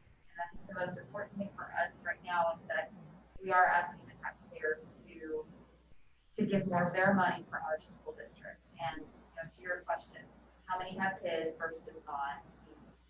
You could probably figure that out by looking at how many houses there are versus how many students are enrolled. I mean, there's probably ways to figure that out. So because we're kind of split, again, thoughts on what about 65? Does it have to be 60 or 70? Shall we split the difference? 5 more cents might not get us 500,000 more, but it might get us 250,000. Gives us a little bit farther into 45 for last time, yeah. And let me just make sure, reiterate, coming at a 60 cent, I do believe still allows us to be in a good financial position at the district. I wouldn't bring that recommendation. This could wouldn't make that recommendation if we didn't believe that, or we just would have come straight at the 70 cent. Obviously, like I said, 70 cents definitely better than 60, no matter what. I am concerned about both of them being on the ballot at the same time, so it's going to be on us and my team and groups from the outside that will hopefully continue to support, that we can at least give the information that the taxpayers need to make an educated choice.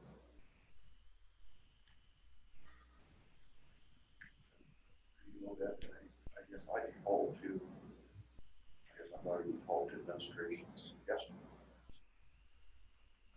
They've been discussing it for some years.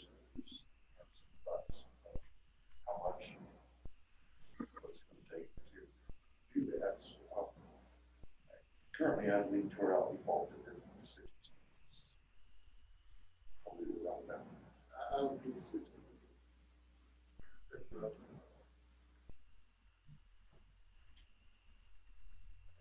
That's somewhere it scares me. That time you can't do too much. Especially right now, I remember we're talking about, April 2 months away, and talking about raising taxes. I don't just, who wants to pay taxes? I'm all for, getting teachers increase. We need that. I hear about the 31 year for our students, we want to retain them. And to your point, I think you guys made a recommendation you're comfortable with. I'm okay with supporting that. I don't see the need to go any higher at this point.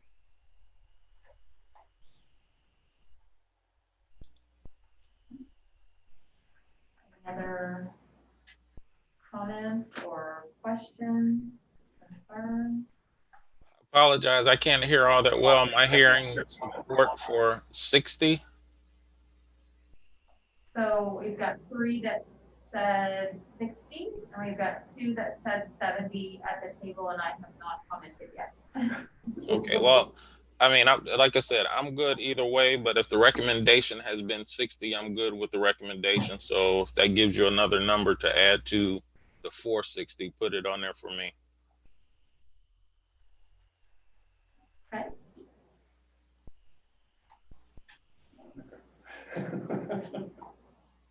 I'm probably in the camp of a little bit higher, honestly. And the reason is that when you look at that sheet right there, and you look at what the difference is for a year in 60 versus 70, the average home price in Grandview is 150,000. If you look at 60 cents compared to 70, it's $29 a year. I think we go out to eat at fast food places, we go to Sonic. I mean, I see 3 Sonic drinks sitting right there. How many times do we do that?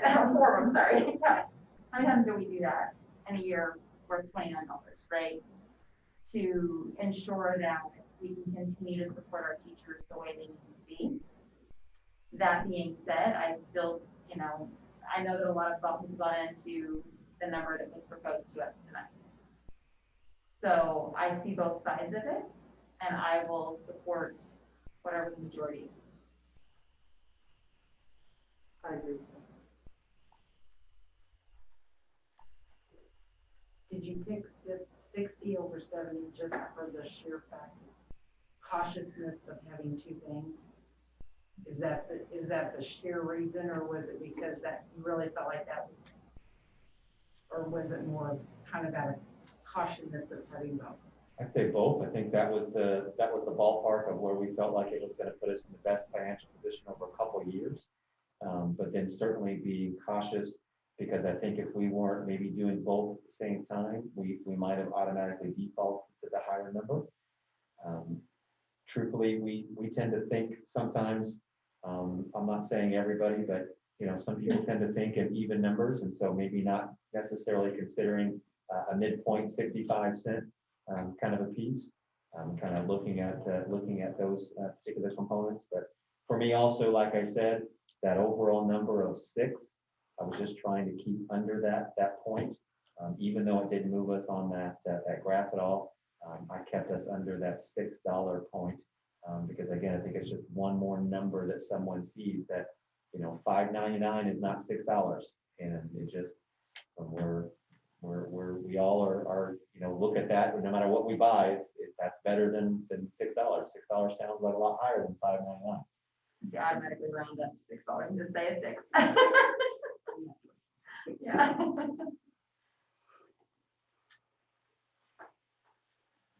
And this, for the April election, this is the same margin of needing approval as the bond, right? So it's the 4/7, or I can't remember what it is. The levy is a simple majority vote. Simple majority for this one. Okay. Yeah, thank you, Larry. Sure.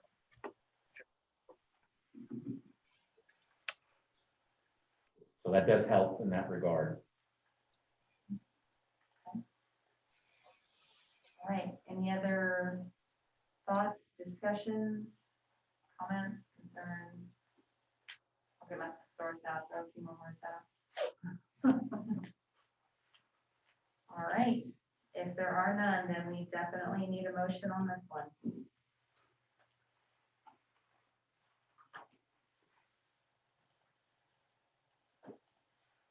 I'll go out on the limb and make a motion to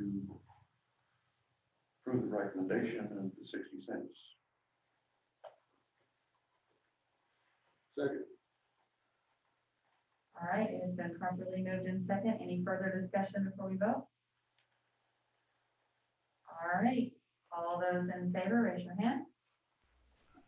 I'm waving my hand yet again. All right, any opposed? Looks like it. All right, passes unanimous. 60 cents for resolution on the April 6th election. Thank you very much. Appreciate all of you very much. That was your job. Yes, sir. Ready to go. Can I ask a quick question before we move on to the next? So it goes to something that Amy had said, and I think we talked about before. And we probably will have plenty of time to talk about this, but there are rules around what we say and don't say about this, correct? All right. Yes, And ma'am. we will get plenty of clear instruction on what we can and cannot say. Yes, ma'am. Okay, that's what I thought. I just wanted to throw that out there. Okay. All right, we will then move on then to board member reports.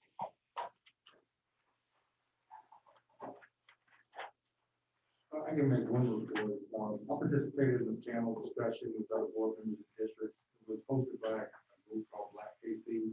And it was just really an opportunity to share an experience as a board member, what goes into being a board member, why you joined the board.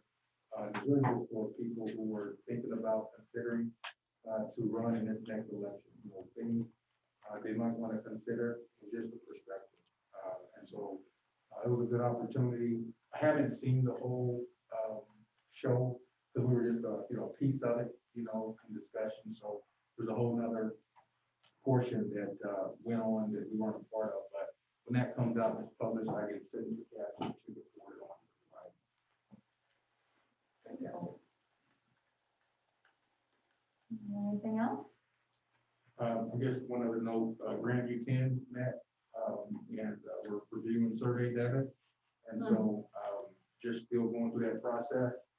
We'll reconvene next month, but a lot of interesting comments around, safety, insurance, salary, virtual learning. So a lot of information that we're sorting through that committee. So it's a good opportunity to sit and listen and get a different perspective of how things are going with that survey. But more to come on that.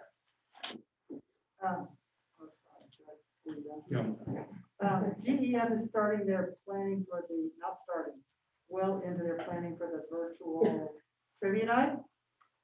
So I want to encourage, somebody said to me, Sandy said to me, because it's virtual, there's no limit to who you could have on a team. So if you wanted to have a team and have your ringer in California be on your team, they could do that because it's all going to be virtual. My son in the Navy in Florida is going to be on the team. My son that's in Ohio on a construction project will be on the team. So yeah, she's already well on her way of plotting. The team registrations are being accepted right now and it's online. So I encourage you to do that. What's the format? I mean, like just a Zoom call or? No, there's actually Some companies do that. there's a outside organization that this is what they do. Okay. And so it's going to be a little better quality in that particular regard, but specifically around this is kind of what they do. So a little bit of cost associated with this, but it'll definitely be a higher quality. Should be interesting.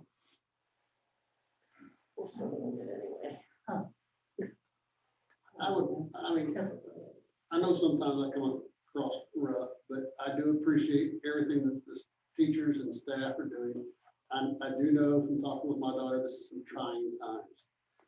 And if I had my way, I'd give them the world. I had a conversation with her before she ever started teaching, but I do appreciate everything that the staff does. They're working really hard. I promise you that.